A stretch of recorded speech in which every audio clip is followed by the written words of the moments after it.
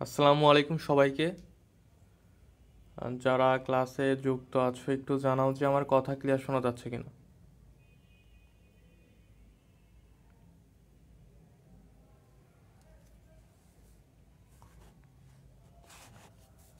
যারা ক্লাসে যুক্ত আছো একটু জানাও যে আমার কথা ক্লিয়ার শুনতে পাচ্ছ কিনা আর স্ক্রিনটা ঠিক মতো দেখতে পাচ্ছ কিনা, একটু কমেন্ট করে জানাও। ওকে, ওয়ালাইকুম আসসালাম সবাইকে। তো আজকে সকালের ক্লাসে আমাদের একটু প্রবলেম হয়েছিল, মানে দুপুরের ক্লাসে আর কি। তো আশা করি এখন সে প্রবলেমটা হবে না। আর সবাই একটু কমেন্ট করো যারা ক্লাস করতেছো, কারণ যারা ক্লাস করবে না তাদের বিরুদ্ধে আজকে থেকে অ্যাকশন নিব, ঠিক আছে? ওকে, তো চলো শুরু করি। আজকে আমাদের চ্যাপ্টার হলো কোষ বিভাজন। ঠিক আছে, খুবই ছোট একটা চ্যাপ্টার, বাট খুব ইম্পর্টেন্ট। খুব ইম্পর্টেন্ট মানে খুব ইম্পর্টেন্ট, বলার মতো না। ঠিক আছে, আর মোটামুটি তোমরা ক্লাস 8-9 থেকে পড়ে আসতেছো, এটা 8 থেকে পড়তেছো মেবি। ঠিক আছে, তো তোমরা সব কিছুর সাথে পরিচিত, মাইটোসিস মিওসিসের সাথে এই জিনিস দিয়ে আসছো, খুব জানো, সমস্যা নাই। ওকে, তো চলো আমরা শুরু করি। ঠিক আছে, ওকে। দেখো, তো কোষ বিভাজন, ঠিক আছে, কোষ বিভাজন দেখো সংজ্ঞা বলছে এখানে। সংজ্ঞাতে দেখো এ বলছিল দৈহিক বৃদ্ধি এবং বংশবৃদ্ধি। ঠিক আছে, তাহলে দৈহিক বৃদ্ধি এবং বংশবৃদ্ধি এই দুইটা ক্ষেত্রে আসলে কি কোষ বিভাজন মূলত হয়ে থাকে। তো আমরা জানি স্বাভাবিকভাবে যে দৈহিক বৃদ্ধির ক্ষেত্রে হয় কোনটা, মাইটোসিস। আর বংশবৃদ্ধির ক্ষেত্রে কোনটা হয়, ফার্স্টে হয় মিওসিস, এবং পরবর্তীতে কী হয়, পরবর্তীতে মাইটোসিস হয়। ঠিক আছে, ওকে। তারপরে দেখো, এই যে এগুলো তোমরা জানো যে কোষ বিভাজনের ফলে নতুন যে কোষ সৃষ্টি হয় সেটাকে কি বলা হয়।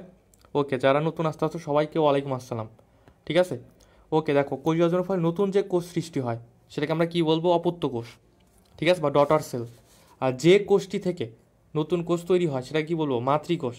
ঠিক আছে, মাতৃকোষ বা মাদার সেল।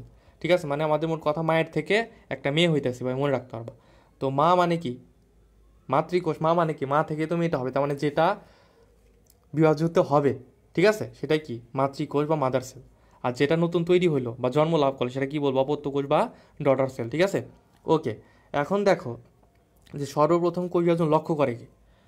ও আর একটা কথা বলি, এই চ্যাপ্টারে অনেকগুলা বিজ্ঞানী নাম পাবা। ঠিক আছে, বিজ্ঞানী নাম কিন্তু পড়া লাগে না, কিন্তু এই চ্যাপ্টারের জন্য পড়া লাগবে। এই চ্যাপ্টার এবং এর আগে যে চ্যাপ্টার আছে, ঠিক আছে, কোষ ও এর গঠন, এই দুইটা চ্যাপ্টারের মানে বিজ্ঞানী নামগুলা খুবই ইম্পর্টেন্ট লাগবে। ঠিক আছে, তুমি ফিজিক্স কেমিস্ট্রি বায়োলজির অন্যান্য যে কোনো চ্যাপ্টারে বিজ্ঞানী নাম স্কিপ করতে পারো, বাট এই দুইটা চ্যাপ্টারে বিজ্ঞানী নাম স্কিপ করা যাবে না। ঠিক আছে, ওকে। তো দেখো যেটা বললাম, প্রথমে দেখো ওয়াল্টার ফ্লেমিং ও কী করে, সর্বপ্রথম কোষ বিভাজন লক্ষ্য করে কোন প্রাণীতে, সামুদ্রিক স্যালামেন্ডার, যেটাকে বলা হয় টাইট্রাস ম্যাকুলোসা। ঠিক আছে, এবং উনি যে কোষ বিভাজনটা দেখেন, ওয়াল্টার ফ্লেমিং, ঠিক আছে, তিনি কোন বিভাজনটা দেখছিলেন, তিনি দেখছিলেন মাইটোসিস। ঠিক আছে, মাইটোসিস কোষ বিভাজনটা তিনি লক্ষ্য করছিলেন সর্বপ্রথম।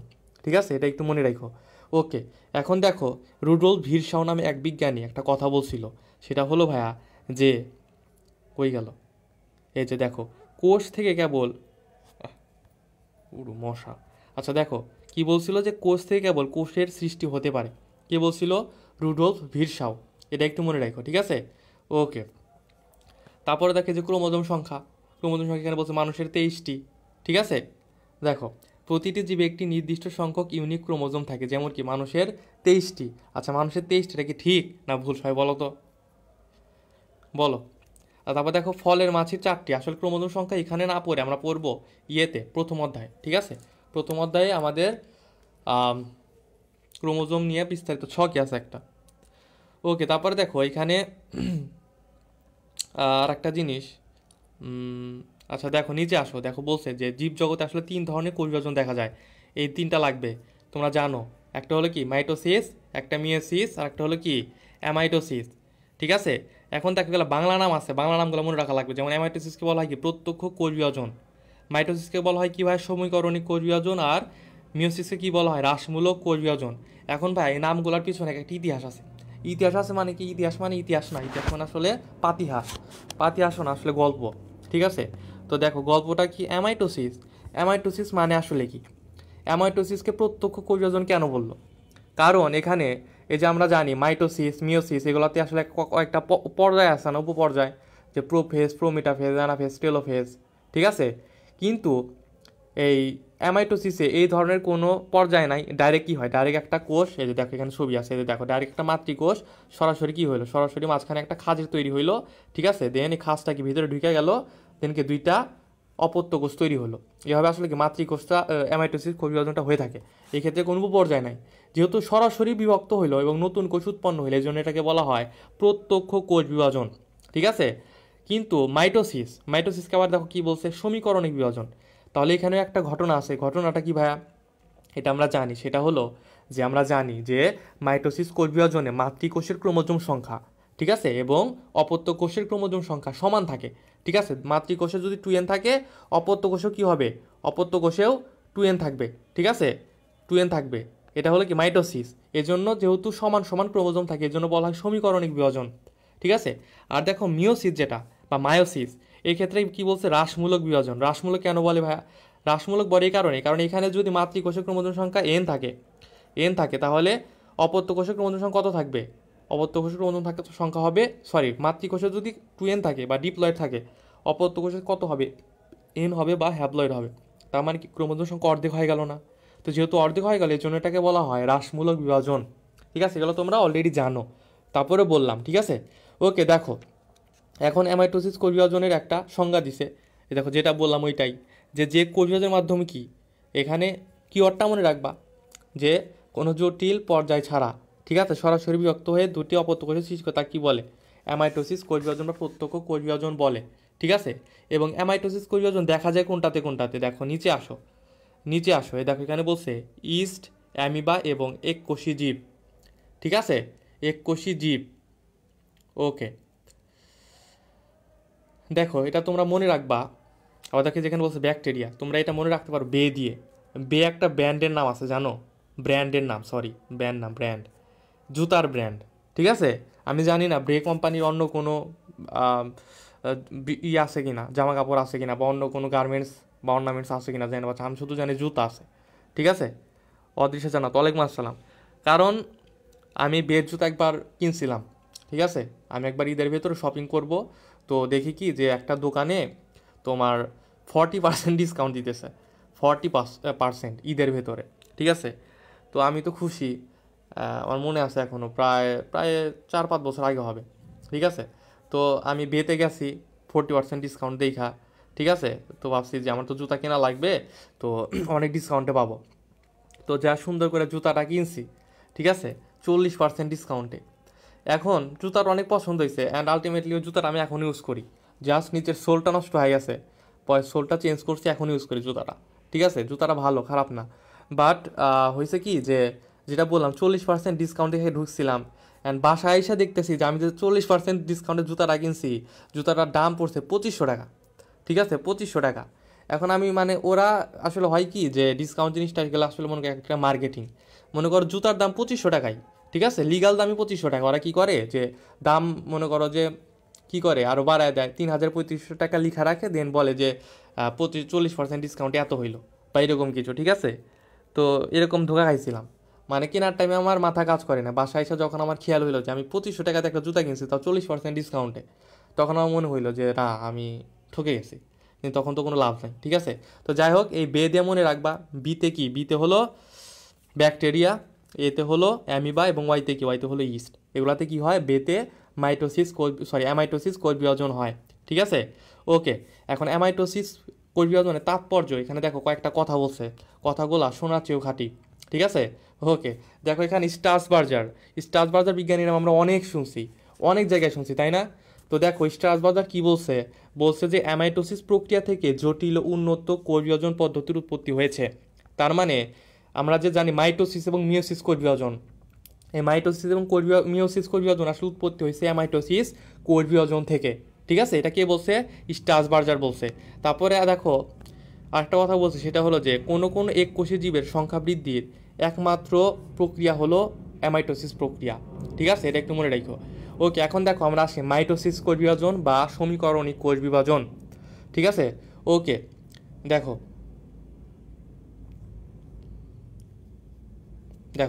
মাইটোসিস কাদের দেহে হয় ভাইয়া? এটা হয় ভাই প্রকৃতিকোষী জীবদেহে, ঠিক আছে? প্রকৃতকোষী জীবদেহে মাইটোসিস ঘটে। ওকে, মাইটোসিসকে আসলে দুই ভাগে ভাগ করা হয়েছে, একটা হলো ক্যারিওকাইনেসিস আর একটা হলো কি সাইটোকাইনেসিস। তো ক্যারিওকাইনেসিস কাকে বলে ভাই? দেখো, নিউক্লিয়াসের বিভাজনকে বলা হয় ক্যারিওকাইনেসিস এবং সাইটোপ্লাজমের যে বিভাজন ঘটে সেটাকে কি বলে? সাইটোকাইনেসিস, ঠিক আছে? এই ক্যারিওকাইনেসিস এবং সাইটোকাইনেসিস আমরা দেখবো একটু পরে বিস্তারিতভাবে, ঠিক আছে? ওকে, তারপরে দেখো যে এখানে মোস্ট ইম্পর্টেন্ট একটা কথা বলছে যে এই প্রক্রিয়ায়, ঠিক আছে, এই বিভাজন প্রক্রিয়ায় নিউক্লিয়াস ও ক্রোমোজোম উভয়ে একবার বিভাজিত হয়। কয়বার বিভাজিত হয় ভাইয়া? একবার বিভাজিত হয়। এটা একটু মনে রাখা লাগবে যে মাইটোসিস কোষ বিভাজনে নিউক্লিয়াস এবং ক্রোমোজোম একবার বিভাজিত হয়, তার মানে কি একবার ক্যারিওকাইনেসিস ঘটে এবং একবারই সাইটোকাইনেসিস ঘটে, ঠিক আছে? এবং তারপরে দেখো এখানে একটু সংজ্ঞা টঙ্গা বলছে, সংজ্ঞা টঙ্গা দেখে নিবা, ঠিক আছে? ওকে, তারপরে দেখো নিচে আরও একটা বিজ্ঞানীর নাম বলছে, বিজ্ঞানীর নামগুলো একটু মনে রাখা লাগবে। যেমন দেখো একটা বিজ্ঞানীর নাম বলছে যে সর্বপ্রথম মাইটোসিস কোষ বিভাজন দেখতে পান কে? বিজ্ঞানী স্লাইখার, ঠিক আছে? বিজ্ঞানী স্লাইখার সর্বপ্রথম এই মাইটোসিস সরি সর্বপ্রথম নিউক্লিয়াসের বিভাজন দেখতে পান, যেটাকে নামকরণ কি করেন? ক্যারিওকাইনেসিস। তার মানে এখানে কিন্তু এক লাইনের ভিতরে দুইটা ইনফরমেশন আছে। একটা কি, সর্বপ্রথম ক্যারিওকাইনেসিস প্রত্যক্ষ করেন কে? স্লাইখার। এবং ক্যারিওকাইনেসিস নামকরণ করেন কে? সেটাও স্লাইখার। তার মানে ক্যারিওকাইনেসিস নামকরণ এবং প্রত্যক্ষ দুইটাই কে? স্লাইখার। ক্যারিওকাইনেসিস দেখলেই স্লাইখার দাগা দিয়ে যাবে, কোনো কথা নাই, ঠিক আছে? ওকে, এবং এই যে আমাদের মাইটোসিস কোষ বিভাজন, এই মাইটোসিস কোষ বিভাজনটা নামকরণ করেন বিজ্ঞানী ওয়াল্টার ফ্লেমিং। কে করেন ভাইয়া? বিজ্ঞানী ওয়াল্টার ফ্লেমিং। ওকে, দেখো এই যেখানে এই কথাই বলছে যে ক্রোমোজোম সংখ্যা মাতৃকোষে অপত্য কোষে ক্রোমোজোম সংখ্যা মাতৃকোষের ক্রোমোজোম সংখ্যা সমান থাকে, এজন্য মাইটোসিসকে কি বলা হয়? ইকুয়েশনাল বা সমীকরণিক বিভাজন। ওকে, তারপরে দেখো মাইটোসিস কোষ বিভাজন কোন কোন জায়গায় হয়? যেমন উদ্ভিদের শাখা প্রশাখার শীর্ষে, মূলের বর্ধিষ্ণু শীর্ষে ক্যাম্বিয়াম, ঠিক আছে? এগুলো জায়গায় কি হয়? মাইটোসিস কোষ বিভাজন হয়। ওকে, এবং দেখো বলছে যে জননাঙ্গর গঠন এবং বৃদ্ধি মাইটোসিস প্রক্রিয়ার মাধ্যমে হয়ে থাকে, ঠিক আছে? এটা একটু মনে রাখো, ঠিক আছে? এটা একটু মনে রাখো। ওকে, তারপরে দেখো নিচে বলছে যে মাইটোসিসের বৈশিষ্ট্য, ঠিক আছে? মাইটোসিসের বৈশিষ্ট্য। ওকে, দেখো মাইটোসিসের বৈশিষ্ট্য যদি একটু দেখো তোমরা, যেখানে জাস্ট কিওয়ার্ডগুলো মনে রাখবা, ঠিক আছে? দেখো কিওয়ার্ডগুলো দাগানোই আছে, তারপর আমি একটু দাগাই দিই, দেখো আর একবার রিডিং পড়ে নাও। দেখো কি বলছে যে এ প্রক্রিয়ায় প্রতিটি ক্রোমোজোম লম্বালম্বী তথা অনুদৈর্ঘ্য দুটি ক্রোমাটিডে বিভক্ত হয়। আমরা দেখব একটু পরে, যখন আমরা পর্যায় বা উপপর্যায়গুলো দেখব তখন আমরা দেখব, ঠিক আছে? ওকে, তারপরে দেখো কি বলছে যে আমরা জানি যে মাইটোসিস কোষ বিভাজন কি? সমীকরণের বিভাজন। তার মানে কি অপত্য কোষের ক্রোমোজোম সংখ্যা মাতৃকোষের ক্রোমোজোম সংখ্যা সমান থাকে, সেটাই বলছে এখানে, ঠিক আছে? তারপরে দেখো যেহেতু মাতৃকোষের ক্রোমোজোম সংখ্যা এবং অপত্য কোষের ক্রোমোজোম সংখ্যা সমান, তার মানে কি অপত্য কোষগুলো মাতৃকোষের সমগুণ সম্পন্ন হবে, এটা স্বাভাবিক, ঠিক আছে? ওকে, ওই জায়গায় একই কথা আবার বলছে, ঠিক আছে? ওকে, তারপর দেখো অপত্য কোষ বৃদ্ধি পেয়ে মাতৃকোষের সমান আয়তন হয় এবং তখনই কি হয়? তখনই আবার অপত্য কোষের বিভাজন ঘটে, ঠিক আছে?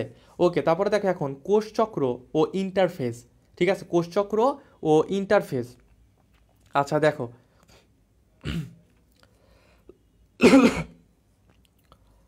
দেখো কোষ সৃষ্টি, এর বৃদ্ধি এবং বিভাজন, এই তিনটি কাজ যে চক্রের মাধ্যমে সম্পন্ন হয় তাকে কোষচক্র বলে। তোমাকে সুন্দর করে প্রশ্ন করবে যে নিচের কোনটি কোষচক্রের অংশ নয়? কোষ সৃষ্টি, কোষের সৃষ্টি, কোষের বৃদ্ধি, কোষের বিভাজন, তারপর একটা দিবে কোষের মৃত্যু, ঠিক আছে? তাহলে অ্যান্সার কী হবে? অ্যান্সার হবে কোষের মৃত্যু, ঠিক আছে? এভাবে কিন্তু প্রশ্ন আসবে।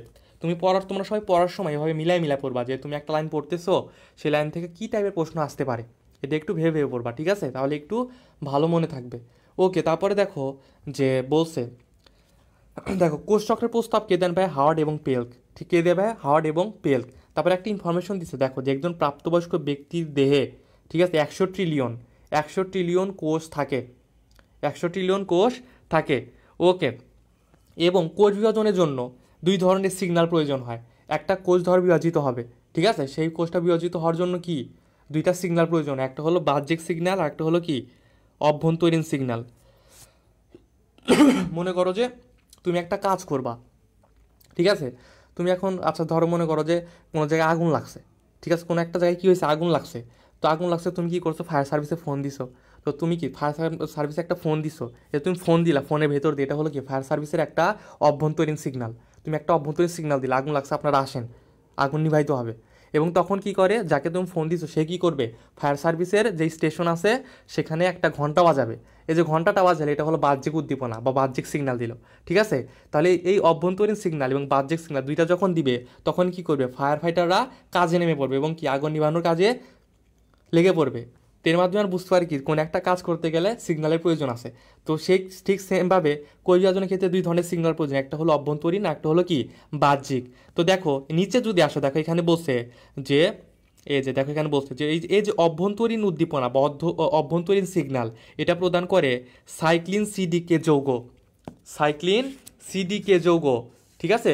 কে বলতে পারবা সিডিকে মানে কি, দেখি কেউ বলতে পারো কি না সিডিকে মানে কি। আর দেখো এটা হলো অভ্যন্তরীণ উদ্দীপনা দিবে, এবং যেটা বাহ্যিক উদ্দীপনা কারা দেয়, বাহ্যিক উদ্দীপনা দিবে বিভিন্ন হরমোন এবং গ্রোথ ফ্যাক্টর, ঠিক আছে, বিভিন্ন হরমোন এবং গ্রোথ ফ্যাক্টর, ঠিক আছে। ওকে, মনে রাখবা জিএফরা সবসময় কী করে, বাহ্যিক উদ্দীপনা দেয়, ঠিক আছে। ওকে, তাহলে বিভিন্ন গ্রোথ ফ্যাক্টর এবং বিভিন্ন হরমোন কী করে, বাহ্যিক উদ্দীপনা প্রদান করে, ঠিক আছে। আর অভ্যন্তরীণ উদ্দীপনা কে দেয়, সিডিকে যৌগ বা সিডিকের পূর্ণরূপ কি, কে বলতে পারলা না, সিডিকের পূর্ণরূপ হলো ভাইয়া সাইক্লিন ডিপেন্ডেন্ট কাইনেস, ঠিক আছে, সাইক্লিন ডিপেন্ডেন্ট কাইনেস। ওকে, তারপরে দেখো যে উপরে যাই আমরা, দেখো এখানে কি বলছে যে কিছু কোষ আছে যারা দ্রুত বিভাজিত হয়, যেমন কি, যেমন দেখো বলছে যে ভ্রূণ কোষ, মূল ও কাণ্ডের শীর্ষ মেরিস্টেম কোষ, ঠিক আছে। কিছু কোষ আছে প্রয়োজনীয় উদ্দীপনা পেলে বিভাজিত হতে পারে না, ঠিক আছে, বিভাজিত হতে পারে না। এগুলো কি, এগুলো হলো ভাই দেখো পূর্ণাঙ্গ লাল রক্তকোষ বা আরবিসি, পেশি কোষ, স্নায়ু কোষ এবং উদ্ভিদের স্থায়ী কোষ। স্থায়ী কোষ, ঠিক আছে, স্থায়ী কোষ কখনো বিভাজিত হয় না, এটা আমরা দেখব, ঠিক আছে। আমরা বোটানির আর একটা চ্যাপ্টার যখন পড়বো তখন আমরা দেখব, ঠিক আছে। ওকে, কিন্তু তোমাদের এই নামগুলো মনে রাখা লাগবে যে কোন কোন কোষগুলো পর্যাপ্ত সিগন্যাল পাওয়ার পরে বিভাজিত হয় না। একটা কি, একটা হলো লাল রক্তকোষ, একটা হলো পেশি কোষ, একটা হলো স্নায়ু কোষ, একটা হলো কি উদ্ভিদের স্থায়ী কোষ, ঠিক আছে। চারটা নাম মনে রাখা লাগবে, ঠিক আছে। ওকে, আচ্ছা বলতে পারো যে কোন কোষে রোগ জীবাণু থাকে না, বলো তো, পড়াইছিলাম কিন্তু, দেখি কার কার মনে আছে, বলো উদ্ভিদের কোন কোষে বা উদ্ভিদের কোন স্থানের কোষে কোনো রোগ জীবাণু থাকে না। ওকে, তারপরে দেখো কোষচক্র দুটি প্রধান ধাপে বিভক্ত হয়, কয়টি ধাপে, দুটি। একটা হলো এম ফেজ বা দেখো একটা হলো কি এম ফেজ বা মাইটোটিক ফেজ, ঠিক আছে। আর একটা হলো কি ভাইয়া, আর একটা হলো ইন্টারফেজ, ঠিক আছে। দেখো এই যে এখানে এই ছকটা যদি একটু দেখো, এই যে দেখো একটা ছক, ঠিক আছে, এখানে দুইটা অংশ দেখতে আছে, একটা হলো কি এই যে এখান থেকে এই পর্যন্ত একটা অংশ, এটাকে বলতেছে ইন্টারফেস, ঠিক আছে। আর এই যে এইটুকু অংশ বা এই যে এইটুকু অংশ, হ্যাঁ রত্নারয় তবু বলতেছে মেরিস্টেম, হ্যাঁ মেরিস্টেম কোষ, মেরিস্টেম কোষে কোনো রোগ জীবাণু থাকে না, ঠিক আছে। ওকে, তারপরে দেখো যে এই যে এটুকু আছে এটুকু আমরা বলবো যে মাইটোটিক দশা বা মাইটোটিক ফেজ, তার মানে এটাই আসলে মাইটোসিস কোষ বিভাজন, মানে বিভাজন পর্যায়। আর এইটুক সময় হলো প্রস্তুতি পর্যায়, ঠিক আছে। এটা তোমরা মনে রাখতে পারো কীভাবে ভাইয়া, দেখো তোমরা এই যে মেডিকেল পরীক্ষা দিবা, ঠিক আছে, মেডিকেল পরীক্ষা কয় দিন হবে, একদিন হবে, কয় ঘন্টা হবে, 1 ঘন্টা হবে, মাত্র 1 ঘন্টা, ঠিক আছে। দেখো 1 ঘন্টা পরীক্ষা দেওয়ার জন্য তোমরা প্রিপারেশন নিচ্ছ কতদিন, 3 মাস, 4 মাস, 5 মাস, বা অনেকে সেই ইন্টার ফার্স্ট ইয়ার থেকে প্রিপারেশন নিচ্ছে 2 বছর ধরে। তাহলে দেখবা যে তোমার যে ধরো এটা হলো তোমার মেডিকেল পরীক্ষা ম্যাট, ঠিক আছে। আর এটা হলো কি, এটা হলো তোমার প্রস্তুতি। তাহলে তুমি বুঝতে পারতাছো যে তোমার কি ম্যাট পরীক্ষা দেওয়ার জন্য প্রস্তুতিটা অনেক বেশি নেওয়া লাগতেছে, ঠিক আছে। ঠিক সেমভাবে কোষ বিভাজনের ক্ষেত্রেও বিভাজনের পুরো মুহূর্ত যে প্রস্তুতি সেটা অনেক বেশিক্ষণ নিতে হয়। সেটাই বলছে দেখো যে এই যে ইন্টারফেস প্রস্তুতি পর্যায়ে একটা কোষ বিভাজিত হবে, সেই জন্য যে প্রস্তুতি নেওয়া দরকার সেটা নেয়, সেটার জন্য সময় দরকার কতক্ষণ, 90 থেকে 95%। এবং এই যে আমাদের মাইটোসিস কোষ বিভাজনটা যে হবে, ক্যারিওকাইনেসিস এবং সাইটোকাইনেসিস মানে সাইটোপ্লাজম এবং নিউক্লিয়াসের যে বিভাজন হইতে টাইম লাগবে মাত্র 5 থেকে 10%, ঠিক আছে। এটা এখানে বলছে দেখো যে কোষ চক্রের মোট সময়ের 5 থেকে 10 ভাগ ব্যয় হয় এম ফেজ এবং বাকি 9 থেকে 95 ভাগ ব্যয় হয় কোথায়, ইন্টারফেজ মানে প্রস্তুতি দশায়। তার মানে প্রস্তুতি নিতে আমাদের বেশি সময় লাগলো, এটাই স্বাভাবিক, ঠিক আছে। ওকে, তারপরে দেখো এখানে আর কিছুই লাগবে না। তারপরে এখানে একটা সুন্দর কথা বলছে, এটা আমাদের আসলে বোটানির পড়া, জুওলজির পড়া, তাই এখানে দিচ্ছে দেখো, এটা আমরা জানি যে বোন ম্যারোতে লোহিত রক্তকণিকা কোষের সংখ্যা বৃদ্ধির জন্য কিডনি কী তৈরি করে ভাইয়া, এরিথ্রোপ্রোটিন তৈরি করে। ওকে, তারপরে দেখো এখন আমরা চলে আসব ইন্টারফেজে। কোথায় চলে আসবো ভাইয়া, ইন্টারফেজে। দেখো ইন্টারফেস অবস্থায় দেখো, ইন্টারফেস অবস্থাটি হলো বেশ দীর্ঘ, এটা একটু মনে রাখো। ঠিক আছে, এটা আমরা জানি ইন্টারফেস দীর্ঘ, তার মানে কি এটা হলো প্রস্তুতি দশা, এর মানে কি এটা দীর্ঘ হবেই। এবং দেখো এটাকে বলা হয়, যখন ইন্টারফেস দশা অবস্থায় নিউক্লিয়াসকে বলা হয় বিপাকীয় নিউক্লিয়াস। ঠিক আছে, ইন্টারফেস অবস্থায় কোষের নিউক্লিয়াসে কি বলা হয়? বিপাকীয় নিউক্লিয়াস। ঠিক আছে, এটা একটু মনে রাখো। দেখো ইন্টারফেসকে সাধারণত তিনটি উপপর্যায়ে ভাগ করা হয়। কয়টি ভাইয়া? তিনটি উপপর্যায়ে ভাগ করা হয়। একটা হলো G1, G2 আর একটা হলো এস। ঠিক আছে, G1, G2 এবং এস। ঠিক আছে, ওই G1, এস এবং G2 এই তিনটা নিয়ে আমরা একটু আলোচনা করব, খুবই ইম্পর্টেন্ট, এখান থেকে প্রশ্নের সম্ভাবনা খুবই বেশি। ঠিক আছে, দেখো জিয়ন দশায় কি হয়? জিয়ন দশা এখানে মনে রাখবা যে যেখানে মনে রাখবা, দেখো একটি কোষ বিভাজনে অংশগ্রহণ করবে কিনা, একটি কোষ বিভাজনে অংশগ্রহণ করবে কিনা তার সিদ্ধান্ত না হয় কোন উপপর্যায়ে ভাইয়া? G1 উপপর্যায়ে, এটা একটু মনে রেখো। তারপর দেখো কি বলছে, যে G1-এর প্রথমেই সাইক্লিন নামক এক প্রকার প্রোটিন তৈরি করা হয়।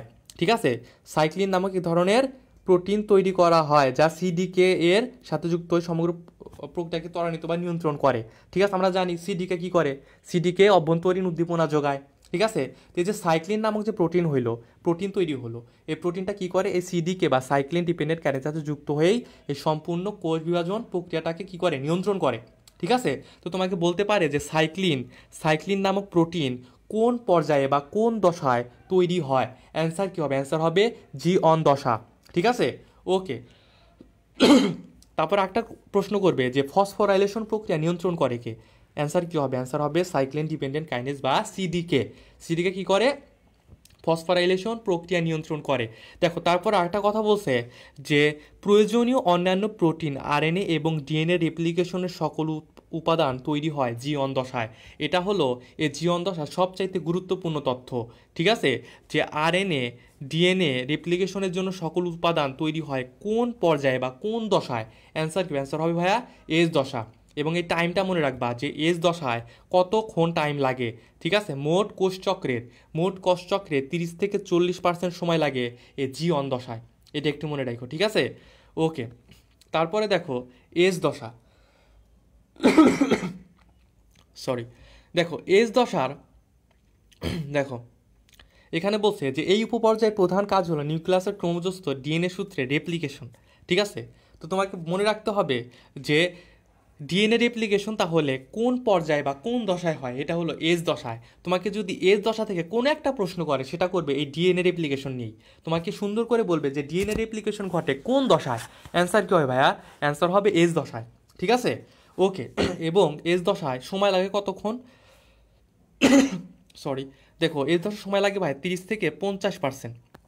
ঠিক আছে, তারপরে দেখো G2 দশা। ঠিক আছে, G2 দশা নিয়ে একটু পড়তে হবে, এখানে একটু বেশি ইনফরমেশন। দেখো কি বলছে, যে দেখো এখানে বলছে মাইক্রোটিউবুল গঠনকারী পদার্থ সংশ্লেষ। ঠিক আছে, যা দিয়ে মাইটোসিস পর্যায়ে স্পিন্ডল তন্তু তৈরি হবে। আমরা মাইটোসিসের পর্যায়ে দেখবি স্পিন্ডল যন্ত্র তৈরি হবে, স্পিন্ডল তন্তু তৈরি হবে। ঠিক আছে, আমরা একটু পরে দেখব ওই স্পিন্ডল তন্তু যখন তৈরি হবে সেক্ষেত্রে কি এই যে মাইক্রোটিউবুল গঠনকারী যে পদার্থ সেটা সংশ্লেষ করে কোন দশায়? সেটা সংশ্লেষ করে ভাই G2 দশায়, এটা একটু মনে রাখতে হবে। ঠিক আছে, ওকে। তারপরে দেখো বলছে যে সেন্ট্রোজোম মাইক্রোটিউবুল তৈরির সূচনা করে। ঠিক আছে, তাহলে এখানে বলবে যে মাইক্রোটিউবুল তৈরির সূচনা করে কি ভাইয়া? মাইক্রোটিউবুল তৈরির সূচনা করে সেন্ট্রোজোম। ঠিক, এবং দেখো এই G2 দশায় আসলে কি হয়? একটি সেন্ট্রোজোম থেকে দুটি সেন্ট্রোজোমে পরিণত হয়, এটাও মনে রাখতে হবে। ঠিক আছে, ওকে। এবং দেখো আর একটা ইম্পর্টেন্ট, এটা লাগবে যে বিভাজনের জন্য প্রয়োজনীয় শক্তি বা প্রয়োজনীয় এটিপি তৈরি হয় G2 দশায়।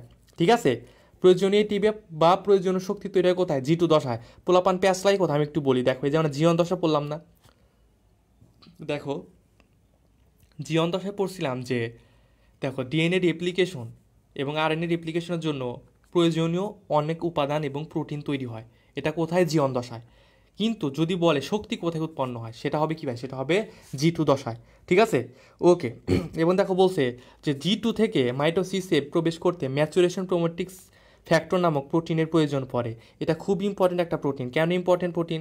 ধরো একটা কোষ এই G1, এস এবং G2 তিনটা দশায় পার করছে, তার মানে কি তার ভেতরে এখন কোষ বিভাজন শুরু হয়ে যাবে। তার মানে তার কোষের প্রস্তুতি দশা কমপ্লিট, এখন কোষ বিভাজন শুরু হবে, প্রোফেজ মেটাফেজ ধীরে ধীরে অগ্রসর হবে।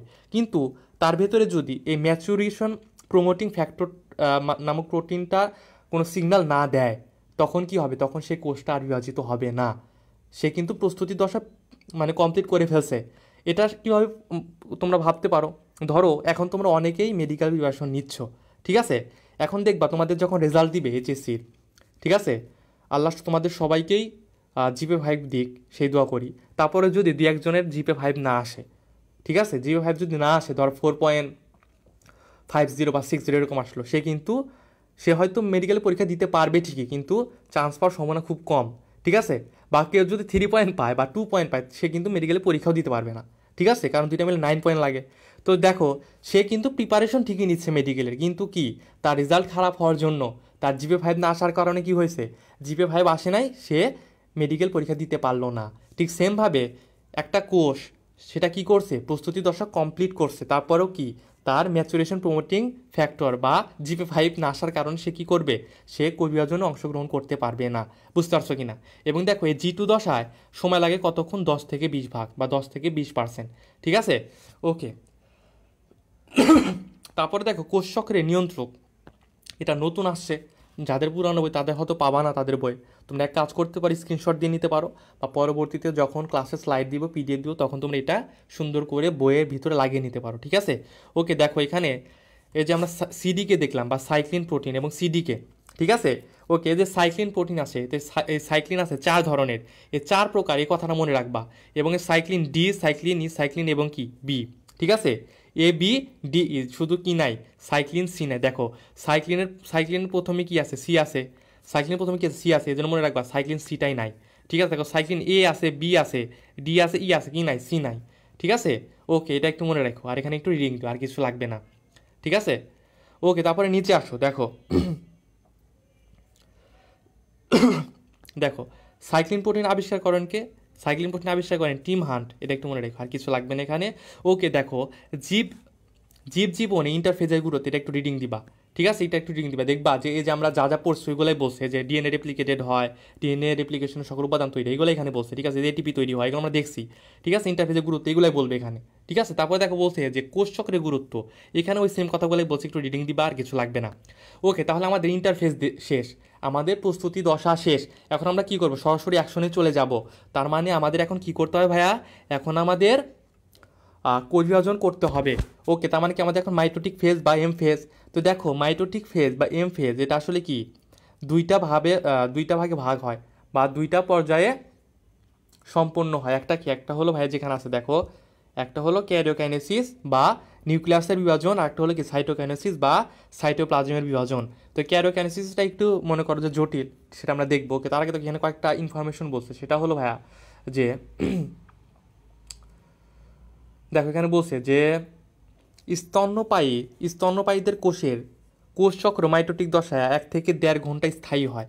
এটা একটু মনে রেখো যে মাইটোটিক দশা কতক্ষণ স্থায়ী হয় ভাইয়া, 1 থেকে 1.5 ঘন্টা, ঠিক আছে? এখন দেখো, ইন্টারফেজ এবং এম ফেজ, যেটার ভিতরে পার্থক্য দিতে সময়, একটা প্রস্তুতি পর্যায়ের সময় কত, 90 থেকে 95% সময়, আর এম ফেজ বা বিভাজন পর্যায়ে কত, 5 থেকে 10%, ঠিক আছে? এগুলো আমরা পড়ছি অলরেডি, একটু রিডিং দিবা, ঠিক আছে?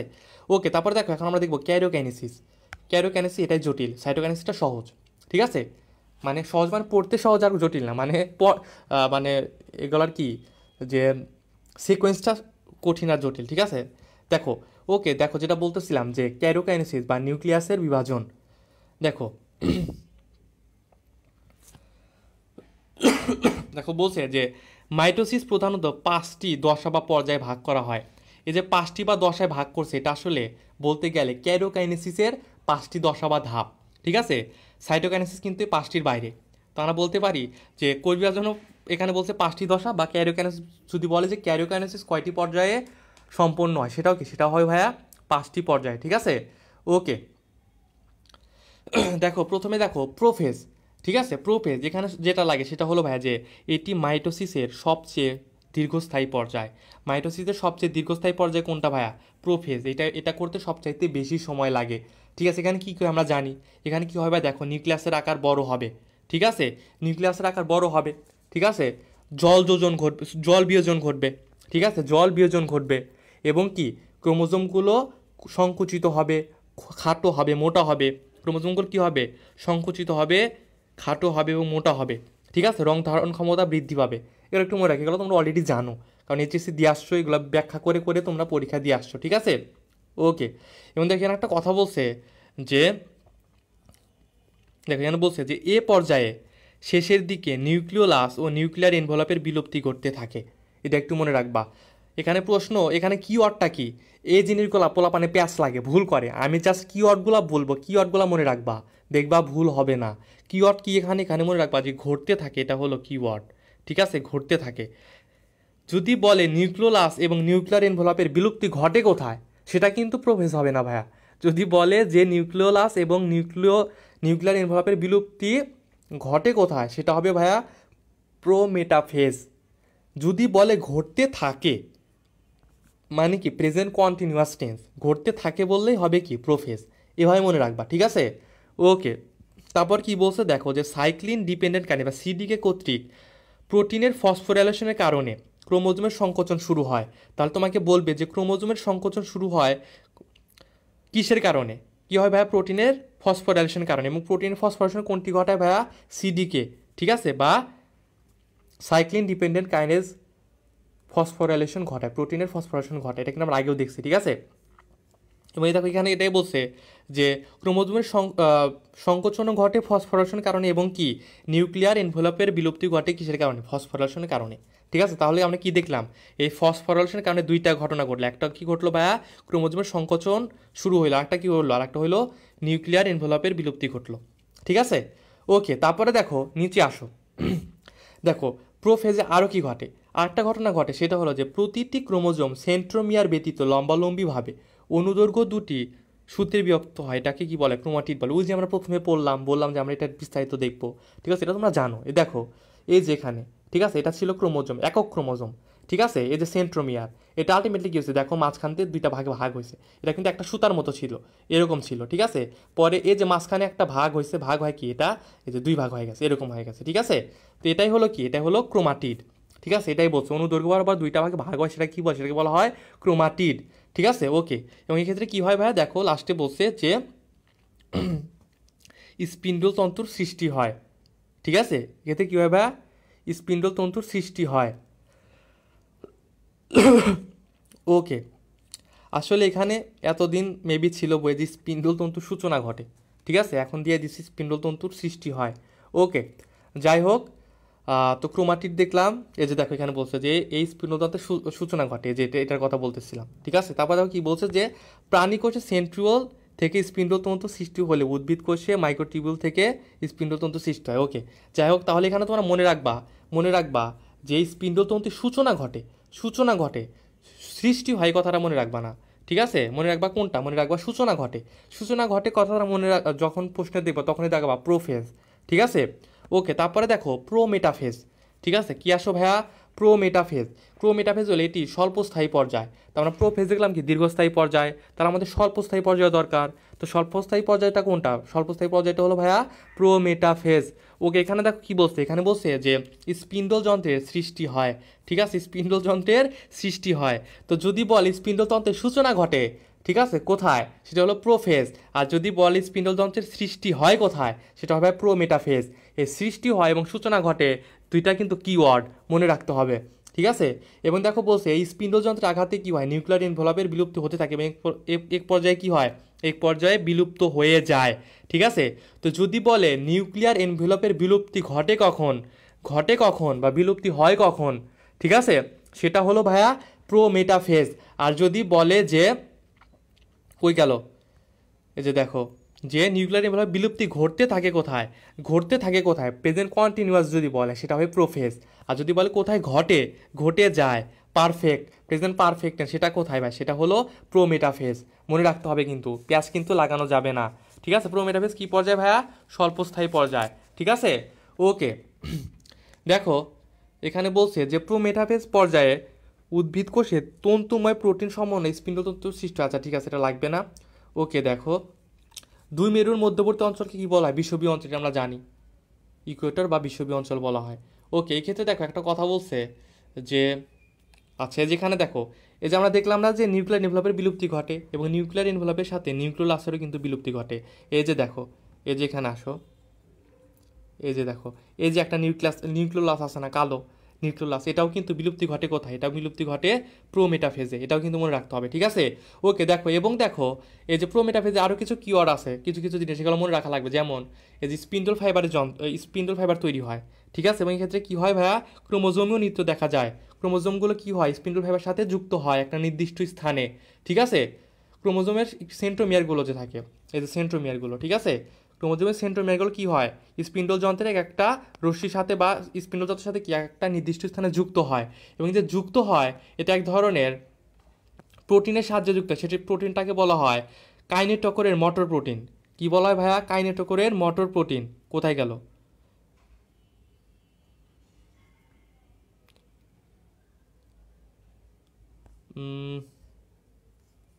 এই যে দেখো, এই যে স্পিন্ডল ফাইবারগুলো সেন্টিমিয়ারের কাইনেটোকোরের মটর প্রোটিনে যুক্ত থাকে, এটা একটু মনে রাখো, ঠিক আছে। ওকে, এই সেন্ট্রোমিয়ারের সংযুক্তকারী তন্তু কি বলে, ট্রাকশন ফাইবার, ঠিক আছে, এখানে আর কিছু লাগবে না। ওকে,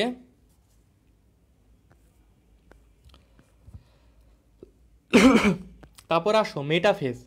মেটাফেজ, ঠিক আছে, মেটা মানে মনে রাখবা মধ্য, ঠিক আছে, আর সকল কাজ মাঝখানে, ঠিক আছে। ওকে দেখো কি বলছে, যে ক্রোমোজোম স্পিন্ডল যন্ত্রের বিষুবীয় অঞ্চলে এসে অবস্থান করে, ঠিক আছে। বিষুবীয় অঞ্চল, বিষুবীয় অঞ্চল মানে কি, যেটা এটা হলো মেরু, এটা হলো মেরু, আর মাঝখানে এটা কি, এটা হলো বিষুবীয় অঞ্চল, ঠিক আছে। তো মেটা মানে মধ্য, মাঝখানে, ঠিক আছে, তার মানে কোথায় এসে জড়ো হবে, বিষুবীয় অঞ্চলে জড়ো হবে। এবং এই যে ক্রোমোজোমের যে বিষুবীয় অঞ্চল বা মাঝখানে জড়ো হওয়ার যে ঘটনা, এটাকে বলা হয় মেটাকাইনেসিস। কি বলে ভাইয়া, মেটাকাইনেসিস, ঠিক আছে। এবং এখানে দেখো বলছে যে এই মেটাসিস পর্যায়ে ক্রোমাটিডগুলো সবচেয়ে বেশি মোটা, খাটো এবং স্পষ্ট দেখা যায়। ক্রোমোজোম মোটা, খাটো এবং স্পষ্ট দেখা শুরু হয় কখন, প্রোফেজ পর্যায়ে, ঠিক আছে। এবং যদি বলে সবচেয়ে বেশি মোটা, খাটো এবং স্পষ্ট দেখা যায় কোন পর্যায়ে, সেটা হলো ভাইয়া মেটাফেজ পর্যায়ে, ঠিক আছে। এবং দেখো ক্রোমোজোমের এই খাটো এবং মোটা হওয়াকে বলা হয়, খাটো এবং মোটা হওয়ার যে প্রক্রিয়া এটাকে বলা হয় কনডেনসেশন। কি বলা হয় ভাইয়া, কনডেনসেশন। ওকে, এবং দেখো এটি অতিমাত্রায় কয়েলিং প্রক্রিয়া হয় বলে এটাকে বলা হয় সুপার কয়েলিং। তার মানে কি কনডেনসেশন এবং সুপার কয়েলিং দুইটা কিন্তু সেম জিনিস, ঠিক আছে। কনডেনসেশন এবং সুপার কয়েলিং দুইটা কি সেম জিনিস, এবং দুইটাকে কি বলা হয়, দুইটাকে বলা হয় মানে এই যে ক্রোমোজোম যে মোটা হচ্ছে খাটো হচ্ছে এটাকে বলা হয় কি, কনডেনসেশন বা সুপার কয়েলিং, ঠিক আছে। ওকে, তারপরে দেখো এখানে বলছে যে ক্রোমোজোম, দেখো এখানে বলছে যে নিউক্লিয়াসের এনভেলপ এবং কি নিউক্লিয়াস সম্পূর্ণরূপে বিলুপ্ত থাকে, ঠিক আছে, এটাও কিন্তু আসতে পারে।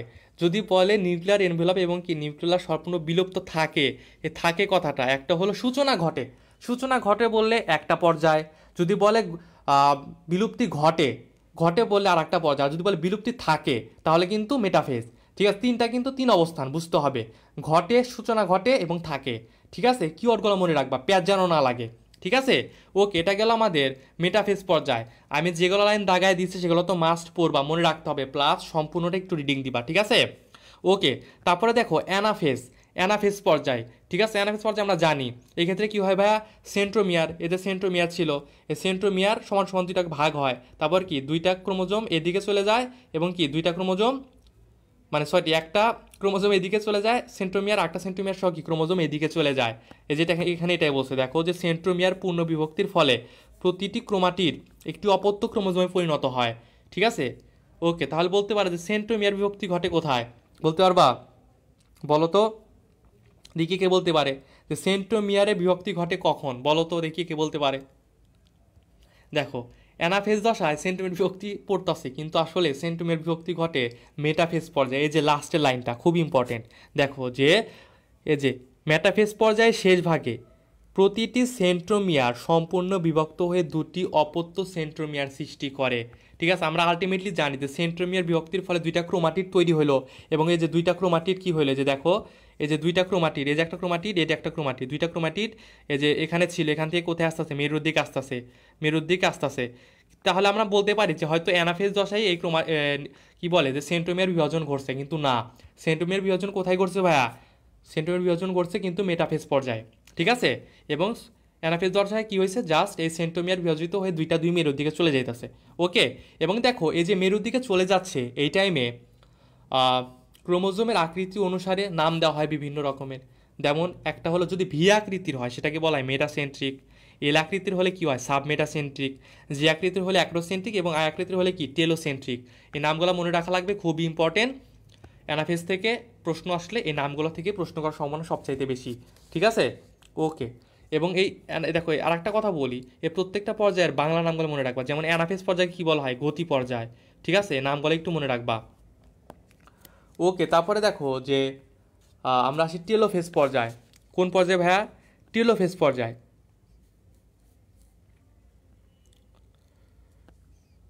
এই টেলোফেজ পর্যায়ে কি রাইখে আসলাম নাকি? দেখো টেলোফেজ পর্যায়, টেলোফেজ পর্যায়ে আসলে আলটিমেটলি কী হয় ভাইয়া, আমরা প্রোফেজ পড়ছি না, প্রোফেজের উল্টা, ঠিক আছে। টেলোফেজে কী হয় ভাইয়া? প্রোফেজের উল্টা, ঠিক আছে, প্রোফেজের উল্টো। প্রোফেজে আমরা দেখলাম জল বিয়োজন ঘটে, এখানে কি করবে, এখানে জল যোজন ঘটবে। এই দেখো বলছে, দেখো যে ক্রোমোজোমগুলোতে কি হয়, জল যোজন ঘটে। ক্রোমোজোমগুলো কোথায় আসে, আর মেরুতে চলে আসে, ঠিক আছে। ওকে, তারপরে কি হয় দেখো, জাস্ট প্রোফেজের উল্টা দেখবা, ঠিক আছে। এই দেখো, এই যে ক্রোমোজোমগুলো শুরু হইতে থাকে, লম্বা হইতে থাকে। আমরা প্রোফেজে কি দেখছিলাম, ক্রোমোজোমগুলো মোটা হয়, খাটো হয়, এখানে কি হয়, সরু হয়, লম্বা হয়, ঠিক আছে। প্রোফেজে কি হয়, ক্রোমোজোমগুলি স্পষ্ট হয়। আর টেলোফেজে কি হয়, টেলোফেজে ক্রোমোজোমগুলো অস্পষ্ট হতে থাকে, ঠিক আছে। ওকে, তারপরে কি হয় দেখো, নিউক্লিয়ার এনভেলপ এবং ক্রোমোজোমের নিউক্লিওলাসের কি পুনরাবির্ভাব ঘটে। আমরা কি দেখছিলাম, আমরা দেখছিলাম যে প্রোফেজে কি ঘটে, প্রোফেজে নিউক্লিয়ার এনভেলপ এবং কি ক্রোমোজোমের নিউক্লিওলাসের কি হয়, বিলুপ্তি ঘটে। আর এখানে দেখতেছি নিউক্লিওলাসের এবং কি নিউক্লিয়ার এনভেলপের পুনরাবির্ভাব ঘটতেছে, ঠিক আছে। এগুলো আসলে ঘটে, মোট কথা প্রোফেজের উল্টা, সম্পূর্ণ উল্টা, ঠিক আছে। ওকে, তারপর দেখো সাইটোকাইনেসিস, ঠিক আছে। সাইটোকাইনেসিস কি আমরা জানি, ঠিক আছে। সাইটোকাইনেসিস কি ভাই, সাইটোপ্লাজমের বিভাজন, ঠিক আছে। ওকে, দেখো এটা আসলে অ্যামাইটোসিস কোষ বিভাজনের মতো সরাসরি সাইটোকাইনেসিস বিভাজিত হয়ে কি দুইটা, মানে এই যে দেখো প্রথমে কি কোষটা বিভাজিত হইলো, ঠিক আছে, দুইটা অপত্য কোষে তৈরি হলো, তারপরে কি সাইটোপ্লাজম না, সাইটোপ্লাজমটা অটোমেটিক্যালি বিভাজিত হয়ে যায়। এটা কোনো মনে করো কি নাই, কোনো জটিল পর্যায়ে নাই, ঠিক আছে। দেখো এখানে বলছে, একটু রিডিং দিই, দেখো কি বলছে, যে বিষুবীয় অঞ্চলেই লাইসোজাইমের ন্যায় ফ্যাগমোজোম জমা হয় এবং পরে এরা মিলিত হয়ে প্লাজমা লেমাই নামক ঝিল্লির সৃষ্টি করে। এরা কোষ প্লেট সৃষ্টিতে সাহায্য করে। তাহলে তোমাকে বলবে যে কোষ প্লেট সৃষ্টিতে সাহায্য করে কারা, প্লাজমা লেমা। প্লাজমা লেমা কি কি মিলে গঠিত হয় ভাইয়া, লাইসোজোমের ন্যায় ফ্র্যাগমোজোম জমা হয়, ঠিক আছে। আমার কি ফ্র্যাগমোজোম জমা হয়ে প্লাজমা লেমা গঠন করে এবং এই প্লাজমা লেমা পরবর্তীতে কি করে, কোষ প্লেট তৈরি করে। এই যে দেখতেছ না, এটা হলো কোষ প্লেট, ঠিক আছে। এই যে দুইটার মাঝখানে যেটা থাকে সেটা কি, সেটাকে বলা হয় ভাইয়া কোষ প্লেট, ঠিক আছে। ওকে, এখন দেখো এখানে কয়েকটা জিনিস বলছে, সেটা হলো ভাইয়া যে কোনো কোষে আমরা কি দেখলাম, প্রথমে ক্যারিওকাইনেসিস হইলো বা নিউক্লিয়াসের বিভাজন হইলো, এই যে একটা নিউক্লিয়াস হইলো, যে একটা নিউক্লিয়াস হইলো, তারপরে সাইটোকাইনেসিস হইলো। তো কোনো কারণে যদি সাইটোকাইনেসিস না হয়, মানে সাইটোপ্লাজমের বিভাজনটা না হয়, তাহলে কি হয় জানো, এই যে কোষ জুড়ে বিভাজন হয়েছে না, এই দুইটা কোষের আবার বিভাজন ঘটে, এভাবে ঘটতে ঘটতে অসংখ্য কোষ তৈরি হয় ভেতরে, ঠিক আছে। সাইটোপ্লাজমটা যদি না ঘটে তখন, মানে সাইটোকাইনেসিসটা যদি না ঘটে তখন, ঠিক আছে। ওকে, তাহলে কি হইতাছে, সাইটোকাইনেসিস হয় না, শুধুমাত্র কি হয়, ক্যারিওকাইনেসিস হয়, ঠিক আছে। তার মানে কি হবে, ভেতরে অসংখ্য নিউক্লিয়াসের তৈরি হবে, ঠিক আছে। এবং এটাকে বলা হয় মুক্ত নিউক্লিয়াস বিভাজন, ফ্রি নিউক্লিয়ার ডিভিশন, ঠিক আছে। এবং এটার একটা উদাহরণ হলো ডাবের পানি। তোমার ডাবের পানি খাইছো না, এই যে ডাবের পানি যে ভেতরে পাও তোমরা, এত পানি, ডাবের পানিটা আসলে কি এই মুক্ত নিউক্লিয়ার বিভাজনের ফলাফল হিসেবে আমরা পাই, ঠিক আছে। এবং দেখো উদ্ভিদ কোষে যদি এই ধরনের মুক্ত নিউক্লিয়ার বিভাজন দেখা যায়, সেটাকে বলা হয় সিনোসাইটিক, সেটা কি বলা হয়, সিনোসাইটিক। এবং প্রাণী কোষে যদি এরকম মুক্ত নিউক্লিয়াস দেখা যায়, মুক্ত নিউক্লিয়ার বিভাজন দেখা যায় বা শুধু ক্যারিওকাইনেসিস ঘটে, সাইটোকাইনেসিস না ঘটে, তখন আমরা সেটাকে কি বলবো, সেটাকে আমরা বলবো প্লাজমোডিয়াম, ঠিক আছে। প্রাণী কোষকে বলবো প্লাজমোডিয়াম এবং উদ্ভিদ কোষকে কি বলবো, উদ্ভিদ কোষকে বলবো সিনোসাইটিক, ঠিক আছে। এই দুইটা একটু মনে রাখো। ওকে, তারপরে দেখো এখানে বলছে যে ক্যারিওকাইনেসিস এবং সাইটোকাইনেসিসের পার্থক্য দিছে, পার্থক্যগুলো সুন্দর করে একটু রিডিং দিবা, দেখবা যে সবগুলো আমরা কি অলরেডি পড়ে ফেলছি। ওকে, তারপরে দেখো যে মাইটোসিসের গুরুত্ব বা তাৎপর্য, ঠিক আছে। এখানে শুধু হেডলাইনগুলো লাগবে, ঠিক আছে, সবগুলো হেডলাইন পড়বা, কিন্তু যেগুলো বেশি ইম্পর্টেন্ট মাস্ট মনে রাখতে হবে সেগুলো হলো ভাই দেখো, জননাঙ্গ সৃষ্টি ও জনন কোষের সংখ্যা বৃদ্ধি, এটা মনে রাখতে হবে। তারপরে দেখো বলছে যে ক্রোমোজোমের সমতা রক্ষা, তারপরে ক্ষতস্থান পূরণ, তারপরে দেখো পুনরুৎপাদন, ঠিক আছে। এবং দেখো গুণগত বৈশিষ্ট্যের স্থিতিশীলতা রক্ষা, ঠিক আছে। ওকে, এগুলো মনে রাখতে হবে, এই কয়েকটা মাস্ট মনে রাখতে হবে, প্লাস অন্যগুলো মনে রাখতে হবে। তোমাকে বলবে যে কোনটি মাইটোসিসের গুরুত্ব নয়, ঠিক আছে, অনেকে জননাঙ্গ সৃষ্টি এটাকে মনে করে মিওসিস, জননাঙ্গ দেখে, জননাঙ্গ দেখাই মিওসিস মেরা দেয়। ঠিক আছে, তো এগুলো করা যাবে না, তোমাকে বুঝতে হবে। ঠিক আছে, ওকে। আর ভেতরে চাইলে একটু রিডিং দিতে পারো। এখন দেখো আমরা দেখবো অনিয়ন্ত্রিত মাইটোসিস। ঠিক আছে, অনিয়ন্ত্রিত মাইটোসিস। মাইটোসিস পরিবর্তন হয়তো ভালো, তোমার হাত পা কাটা যাইতেছে, সেখানে যে নতুন করে চামড়া গজাচ্ছে বা মাংস হচ্ছে, সেটা কিসের জন্য হচ্ছে? মাইটোসিস পরিবর্তনের জন্যই হচ্ছে। কিন্তু কোনো কারণে যদি এই মাইটোসিসটা হতেই থাকে তাহলে তো ঝামেলা। ঠিক আছে, তো সেটাই আমরা দেখব। দেখো এখানে বলছে যে অনিয়ন্ত্রিত মাইটোসিসের ফলে টিউমার এবং ক্যান্সার হয়। ঠিক আছে, ওকে। ক্যান্সার হলো কি? ক্র্যাব অর্থাৎ কি? কাঁকড়া। ঠিক আছে, ওকে। দেখো এখানে কয়েকটা জিনিস লাগবে, সেটা হলো ভাইয়া যে ক্যান্সার কোষে সাইক্লিন সিডিকে নিয়ন্ত্রণ বিনষ্ট হয়ে যায়। ঠিক আছে, আমরা জানি যে সাইক্লিন সিডিকে, ঠিক আছে, সিডিকে বা সাইক্লিন ডিকেন, সরি কি, সাইক্লিন সাইক্লিন ডিপেন্ডেন্ট কাইনেস, ঠিক আছে, সিডিকে এবং কি সাইক্লিন দুইটা কি যোগ হয়ে আলটিমেটলি কি করে? সম্পূর্ণ কোষ বিভাজন প্রক্রিয়াটাকে নিয়ন্ত্রণ করে। আমরা এটা দেখছিলাম। ঠিক আছে, জীবন দশায় মেবি দেখছিলাম। ঠিক আছে, ওকে। এখন কোনো কারণে যদি এই সাইক্লিন সিডিকে যৌগটা নষ্ট হয়ে যায় বা নিয়ন্ত্রণ বিনষ্ট হয়ে যায়, তখন সেখানে ক্যান্সার দেখা দেয়। ঠিক আছে, এখন দেখো P53 নামে এক ধরনের প্রোটিন আছে। কি নামে ভাইয়া? P53 নামে এক ধরনের প্রোটিন আছে। এটা আসলে কি করে? এটা আসলে কোষকে বিভাজন হতে দূরে রাখে। ঠিক আছে, আমাদের কোষগুলো সবসময় বিভাজিত হইতে চায়। ঠিক আছে, ও মনে করে অল টাইম পুষ্টি পাচ্ছে, প্রোটিন পাচ্ছে, তারপরে কি শক্তি পাচ্ছে। তাহলে কি হবে? অল টাইম ও সবসময় চাবে যে আমি বিভাজিত হই এবং কি বেশি বেশি নিউক্লিয়াস বা বেশি বেশি কোষ তৈরি করি। ঠিক আছে, কিন্তু এই যে P53 নামে একটা প্রোটিন আছে, এটা কি করে? এটা কোষকে বিভাজিত হওয়া থেকে রক্ষা করে বা বিরত রাখে। এবং কোনো কারণে যদি এই P53 নামক প্রোটিনটা ডিফেক্টিভ হয় বা অকেজো হয়ে যায়, তখন কি হয়? তখন এই কোষচক্রটা নিয়ন্ত্রণ হারায় ফেলে এবং তখনই আলটিমেটলি কি হয়? অনিয়ন্ত্রিত কোষ বিভাজন চলতে থাকে, যার ফলে কি হয় ভাইয়া? ক্যান্সার তৈরি হয়। ঠিক আছে, ওকে। এখন দেখো কয়েকটা সিচুয়েশন বলছে যে দেখো এই এখানে বলছে কোষ নিয়ন্ত্রণকারী দুটি প্রোটিন কি কি? একটা হলো প্রোটিন কাইনেজ, আরেকটা হলো কি? Protein cyclin. ঠিক আছে, ওকে, 1 মিনিট।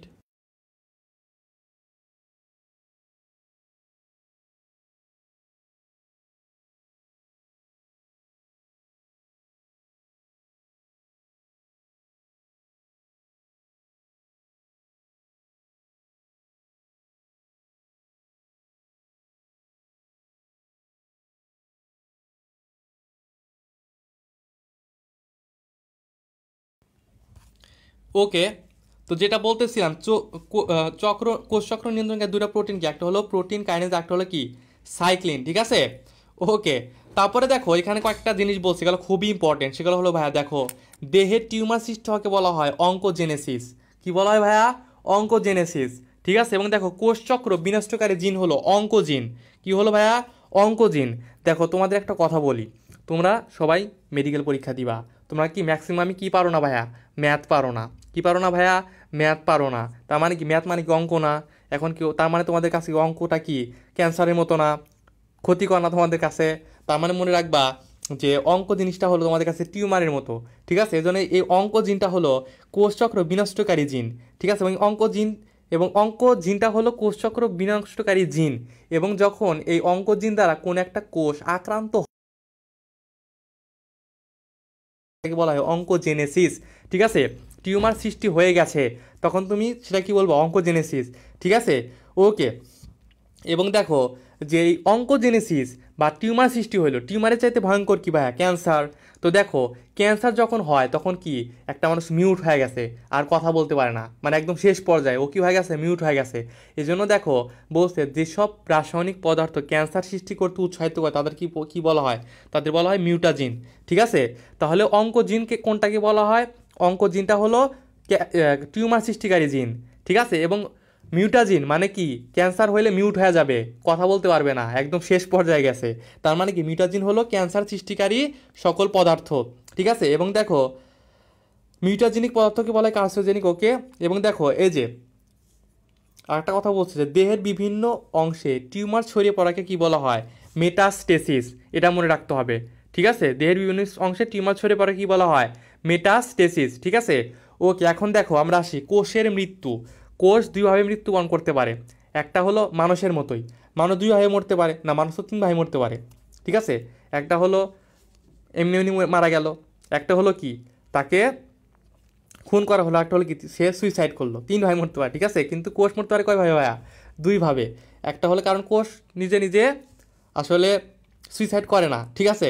ওকে দেখো কোষ দুই ভাবে মরতে পারে, একটা নেক্রোসিস, ঠিক আছে, একটা হলো নেক্রোসিস, একটা হলো কি অ্যাপোপ্টোসিস, ঠিক আছে। দেখো নেক্রোসিস, নেক্রোসিসটা কি ভাইয়া? পুষ্টির অভাবে বা বিষাক্ত বস্তু বা দ্রব্যের কারণে ক্ষতিগ্রস্ত হয়ে কোষ যখন মারা যায় তখন সেটাকে বলা হয় নেক্রোসিস, ঠিক আছে। আর অ্যাপোপ্টোসিস জিনিসটা হলো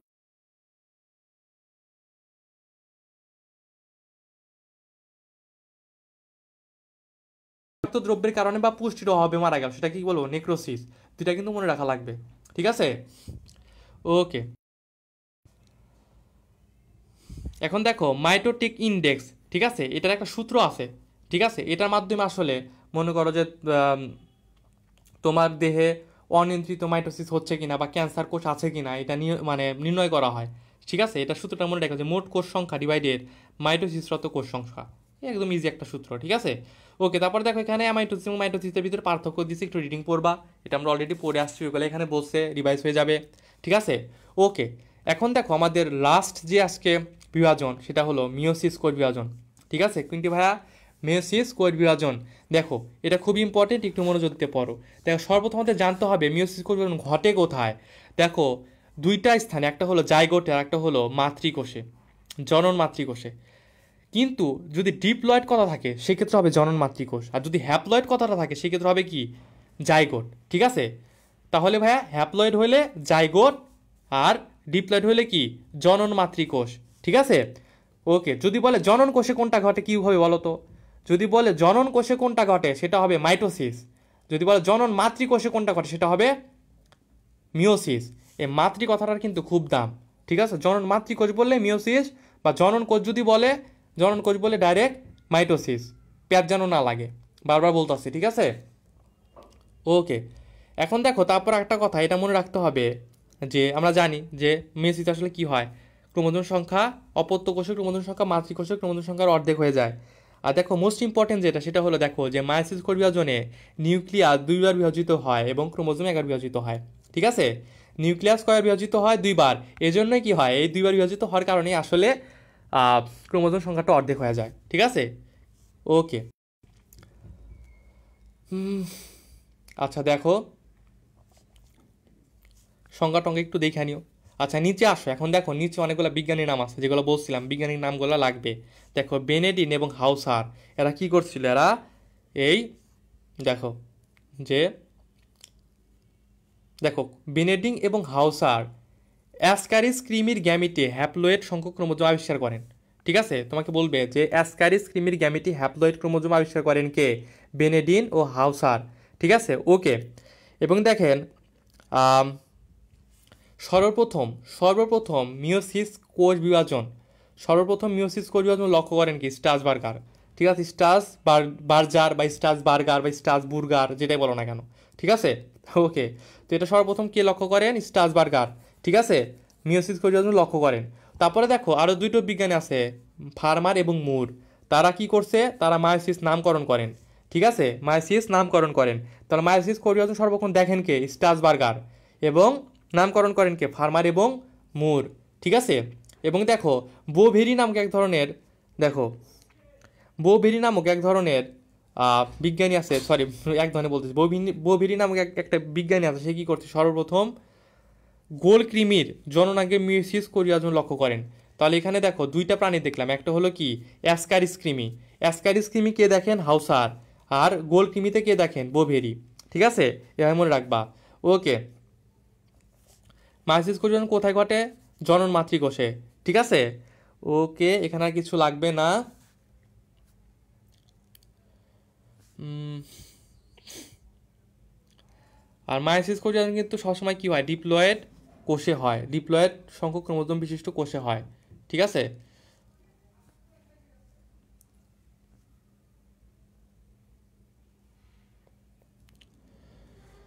ওকে, এখন দেখো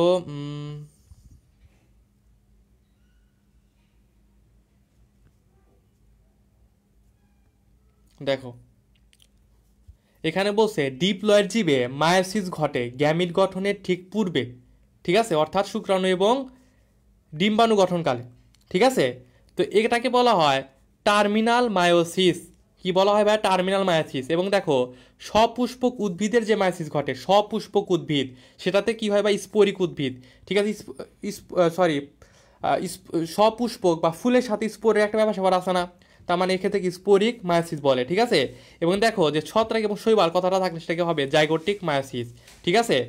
মনে রাখবা, কিওয়ার্ডগুলো মনে রাখবা, ঠিক আছে। ডিপ্লয়েড জীব বললে কি? ডিপ্লয়েড জীব বললেই টার্মিনাল মায়োসিস, সপুষ্পক উদ্ভিদ বলি স্পোরিক মায়োসিস, এবং ছত্রাক এবং শৈবাল বললে কি? জাইগোটিক মায়োসিস, ঠিক আছে। ওকে, তারপরে নিচে আসো, দেখো মায়োসিসের বৈশিষ্ট্য, ঠিক আছে। মায়োসিসের বৈশিষ্ট্য, এই বৈশিষ্ট্য আমরা অলরেডি পড়ছি। কোথায় হয় ভাইয়া? কোথায় হয় দেখো, জনন মাতৃকোষে ঘটে, নিউক্লিয়াস দিয়ে বিভক্ত হয়, ক্রোমোজোম একবার বিভক্ত হয়, এগুলো আমরা দেখছি অলরেডি, ঠিক আছে। এবং মাতৃকোষে ক্রোমোজোম সংখ্যা কি?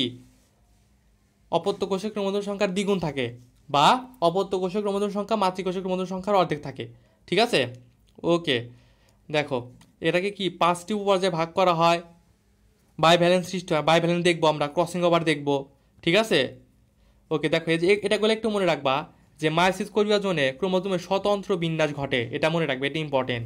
যে কোন বিভাজনে ক্রোমোজোমের স্বতন্ত্র বিন্যাস ঘটে? কি হবে? মায়োসিস কোষ বিভাজন, ঠিক আছে। এবং দেখো বলছে এখানে যে মাতৃকোষে সমগুণ সম্পন্ন হয় না, ঠিক আছে। মাতৃকোষে সমগুণ সম্পন্ন হয় না, মাইটোসিসে কিন্তু কি দেখছিলাম? মাতৃকোষে সমগুণ সম্পন্ন হয়, ঠিক আছে। তারপরে দেখো কি বলছে, যেহেতু ক্রোমোজোম সংখ্যা অর্ধেক হয়ে যায়, তার মানে এক্ষেত্রে কি হয়? নতুন চারিত্রিক বৈশিষ্ট্যের আবির্ভাব ঘটে, ঠিক আছে। এগুলো একটু মনে রাখো। দেখো মায়োসিস হলো কি? জীব সময়ের মধ্যে বৈচিত্র্য সৃষ্টির একটি প্রধান উপায়, এগুলো মনে রাখবা, ঠিক আছে। ওকে, এখন দেখো আমরা মায়োসিস কোষ বিভাজনে চলে যাবো সরাসরি। তার আগে আমরা এই ছকটা দেখি, ঠিক আছে। ছকটা দেখি। দেখো মায়োসিসকে আসলে দুইটা ভাগে ভাগ করতে, একটা হলো মায়োসিস 1, একটা হলো মায়োসিস 2। প্রথমে কি হলো? ইন্টারফেজ, মানে কোষটা প্রস্তুতি গ্রহণ করলো বিভাজনের জন্য। তারপরে কি হলো? মায়োসিস 1 হইলো। তারপরে ইন্টারকাইনেসিস বা একটা বিরতি দিল। তারপর আবার কি হলো? মায়োসিস 2 হইলো। এই মায়োসিস যে 2, এই মায়োসিস 2টা আলটিমেটলি হলো মাইটোসিস কোষ বিভাজন। কি বিভাজন ভাইয়া? আহা, ভালো করে লিখি, দাঁড়াও।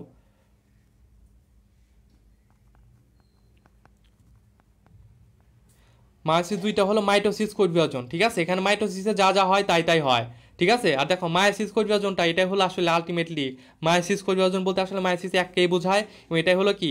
দেখো এই জন্য দেখো যেটা বললাম যে মায়োসিস 1টা হলো অরিজিনাল মায়োসিস। আমরা কি জানি অরিজিনাল মায়োসিসটা কি বলে? রাসমূলক বিভাজন। কিন্তু দেখো মায়োসিস 2 যেটা, এটাকে বলা হয় মাইটোসিস কোষ বিভাজন। আমরা কি জানি মাইটোসিস কোষ বিভাজনকে কি বলা হয়? সমীকরণিক বিভাজন, ঠিক আছে। এজন্য তোমাকে প্রশ্ন দিতে পারে যে নিচের কোনটি সমীকরণিক বিভাজন, ঠিক আছে। দেখলা অপশনে মাইটোসিস নাই, কিন্তু কি আছে? মায়োসিস 2 আছে, তাহলে কিন্তু মায়োসিস 2 দাগাইতে হবে, ঠিক আছে। ওকে, তো দেখো মায়োসিস 1-এ কি আছে ভাইয়া? Prophase 1, metaphase 1, anaphase 1, telophase 1। এই যে প্রোফেজ 1, এটাকে আবার 5টি উপপর্যায়ে ভাগ করছে, লেপ্টোটিন, জাইগোটিন, প্যাকাইটিন, ডিপ্লোটিন, ডাইকাইনেসিস। এই 5টা সবচাইতে বেশি ইম্পর্টেন্ট, এই 5টা নিয়ে আমরা বিস্তারিত পড়ব, ঠিক আছে। আরগুলা একদম ইজি, মনে করো যে মাইটোসিসের মতোই, ঠিক আছে। এবং একটা কথা মনে রাখবা, যে মায়োসিস কোষ বিভাজনে প্রোমেটাফেজ বলে কোনো কথা নাই, প্রোমেটাফেজ বলে কোনো দশা নাই, ঠিক আছে, কোনো দশা নাই, এটা একটু মনে রাখবা, ঠিক আছে। ওকে, তো চলো আমরা মায়োসিস 1-এ চলে যাই, ঠিক আছে। দেখো মায়োসিস 1, ওকে, দেখো মায়োসিস 1-কে 4টি উপপর্যায়ে ভাগ করা হয়েছে। কয়টি ভাইয়া? 4টি উপপর্যায়ে ভাগ করা হয়েছে।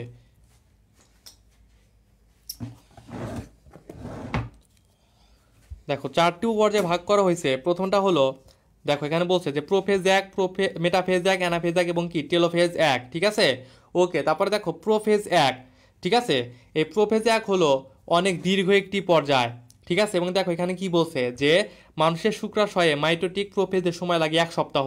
তার মানে এই যে মায়োসিসের যে প্রোফেজ দশাটি, এটা মানুষের শুক্রাশয় সম্পূর্ণ হতে কতক্ষণ টাইম লাগে? 1 সপ্তাহ। এবং এই সম্পূর্ণ মায়োসিস 1 কোষ বিভাজনটা সম্পূর্ণ হতে টাইম লাগে প্রায় 1 মাস, ঠিক আছে। তাহলে অনেক বেশি সময় না? প্রায় 1 মাস যাবত একটা বিভাজন হইতাছে, তার মানে অনেকক্ষণ টাইম লাগে, ঠিক আছে। এই জন্য এটা কি বলা হয়? দীর্ঘস্থায়ী পর্যায়ে বলা হয়। এবং এই প্রোফেজ 1 যেহেতু দীর্ঘস্থায়ী পর্যায়ে, এই জন্য এটাকে কি আরও উপপর্যায়ে ভাগ করা হয়েছে, ঠিক আছে। উপপর্যায়ে কয়টা উপপর্যায়ে ভাই? 5টি উপপর্যায়ে ভাগ করা হয়েছে। এগুলো কি? লেপ্টোটিন, জাইগোটিন, প্যাকাইটিন, ডিপ্লোটিন এবং ডায়াকাইনেসিস, এগুলো আমরা দেখব, ঠিক আছে। তো দেখো লেপ্টোটিনে কি কি ঘটে এটা মনে রাখবা। দেখো লিপ্টোটিনে প্রোফেজের মতোই ঘটনা ঘটে, কি হয় ভাইয়া, জল বিয়োজন ঘটে। ঠিক আছে, কি হয় ভাইয়া, নিউক্লিয়াসের জল বিয়োজন ঘটে। জল বিয়োজন ঘটলে কি হবে, সুতার ন্যায় ক্রোমোজোমগুলোকে সংকুচিত হবে, পুরু হবে, মোটা হবে, খাটো হবে এবং কি রঞ্চক ধারণ ক্ষমতা বাড়বে। তার মানে কি প্রোফেজে আমরা মাইটোসিসের প্রোফেজে যা যা দেখছিলাম তাই তাই হয় এখানে। ঠিক আছে, এবং দেখো ইম্পর্টেন্ট যেগুলো হয় সেটা হলো এখানে ক্রোমোজোমে বহু ক্রোমোমিয়ার দেখা দেয়। কি দেখা দেয় ভাইয়া, বহু ক্রোমোমিয়ার। ক্রোমোজোমে কি দেখা দেয় ভাইয়া, বহু ক্রোমোমিয়ার। ঠিক আছে, এ দেখো, এই যে দেখো, এই যে দেখো, এই যে ডিএনএ কয়েলিংগুলো তৈরি হইতেছে এই যে ক্রোমোজোমে, এগুলাকে কি বলে, এগুলাকে বলা হয় বহু ক্রোমোমিয়ার। ঠিক আছে, তোমার অত ডিটেলসে জানা লাগবে না, তুমি জাস্ট মনে রাখবা যে কি বলে, যে লেপ্টোটিন দশায় কি হয়, বহু ক্রোমোমিয়ার বা বহু ক্রোমোমিয়ার দশা কখন দেখা যায় ভাইয়া, লেপ্টোটিন পর্যায়ে। ঠিক আছে, ওকে। দেখো আর একটা অবস্থা দেখা যায়, সেটা হলো ভাইয়া ফুলের তোড়ার মতো অবস্থা। ক্রোমোজোমগুলোকে করতে কিসের মতো দেখা যায় ভাইয়া, ফুলের তোড়ার মতো। ঠিক আছে, ফুলের তোড়াকে আমরা কি বলি, বুকে বলি না, আমরা বলি যে এই যে মনে করো যে বিভিন্ন অনুষ্ঠানে প্রধান অতিথিকে আমরা কি স্টেজ ওঠার সাথে সাথে বুকে দেই বা ফুলের তোড়া দেই, এই ফুলের তোড়ার মতো অবস্থান করে, এই জন্য এটাকে বলা হয় কি, বুকে বা ফুলের তোড়ার মতো অবস্থান। ঠিক আছে, এবং দেখো এটা হলো উদ্ভিদ কোষ এবং প্রাণী কোষের এই একই রকমের ফুলের তোড়ার মতো যে অবস্থানটা ঘটে, এটাকে আমরা বলি পোলারাইজড বিন্যাস। ঠিক আছে, এগুলো মনে রাখবা। তাহলে পোলারাইজড বিন্যাস, ফুলের তোড়ার মতো অবস্থা বা বুকে, ঠিক আছে, বা বহুক্রমমিয়ার, এই সবগুলো কোন উপপর্যায়ে দেখা যায় ভাইয়া, লেপ্টোটিন উপপর্যায়ে দেখা দেয়। ঠিক আছে, এটা গেল লেপ্টোটিন। তারপর আসো জাইগোটিন। ঠিক আছে, জাইগোটিনে কি হয়, জাইগোটিন হয় ভাইয়া দেখো সিন্যাপসিস ঘটে। সিন্যাপসিস কি জিনিসটা কি ভাইয়া, দেখো আমি তোমাকে বলি, দেখো দেখো এই যে এখানে দুইটা ক্রোমোজোম দেখতেছো। ঠিক আছে, দুইটা ক্রোমোজোম, এই যে একটা ক্রোমোজোম, এটা একটা ক্রোমোজোম, একটা আসে বাবার কাছ থেকে, একটা আসে কোথায় থেকে, মায়ের কাছ থেকে। এই দুইটা ক্রোমোজোম একসাথে জোড় সৃষ্টি করে, একটা জোড়া সৃষ্টি করে। এই জোড়াটাকে বলা হয়, এই যে জোড় যে সৃষ্টি হইলো, এই জোড় সৃষ্টি হওয়াটাকে বলা হয় সিন্যাপসিস। কি বলা হয় ভাইয়া, সিন্যাপসিস। এবং এই যে জোড় সৃষ্টি হওয়ার পর একটা জোড়া হয়ে গেল না, এই জোড়াটাকে বলা হয় বাইভ্যালেন্ট। এটি হোমোলোগাস। হোমোলোগাস মানে কি, ঠিক আছে, হোমোলোগাস মানে কি, বৈশিষ্ট্য এক থাকবে। মানে এই ক্রোমোজোমের যে বৈশিষ্ট্য, এই ক্রোমোজোমে কি সেই একই বৈশিষ্ট্য থাকবে, কিন্তু একটা আসবে বাবার কাছ থেকে, একটা আসবে কার কাছ থেকে, মায়ের কাছ থেকে। সেজন্য দুইটাকে কি বলা হয়, হোমোলোগাস ক্রোমোজোম। ঠিক আছে, এই দুইটা হোমোলোগাস ক্রোমোজোমের মধ্যে জোড় সৃষ্টি হওয়াকে কি বলা হয়, জোড় সৃষ্টি হওয়াকে বলা হয় সিন্যাপসিস। ঠিক আছে, এবং দেখো এই যে যখন জোড় সৃষ্টি হয়ে যায়, এই জোড়া ক্রোমোজোম জোড়াকে কি বলা হয়, তখন বলা হয় বাইভ্যালেন্ট। কি বলা হয়, বাইভ্যালেন্ট। ঠিক আছে,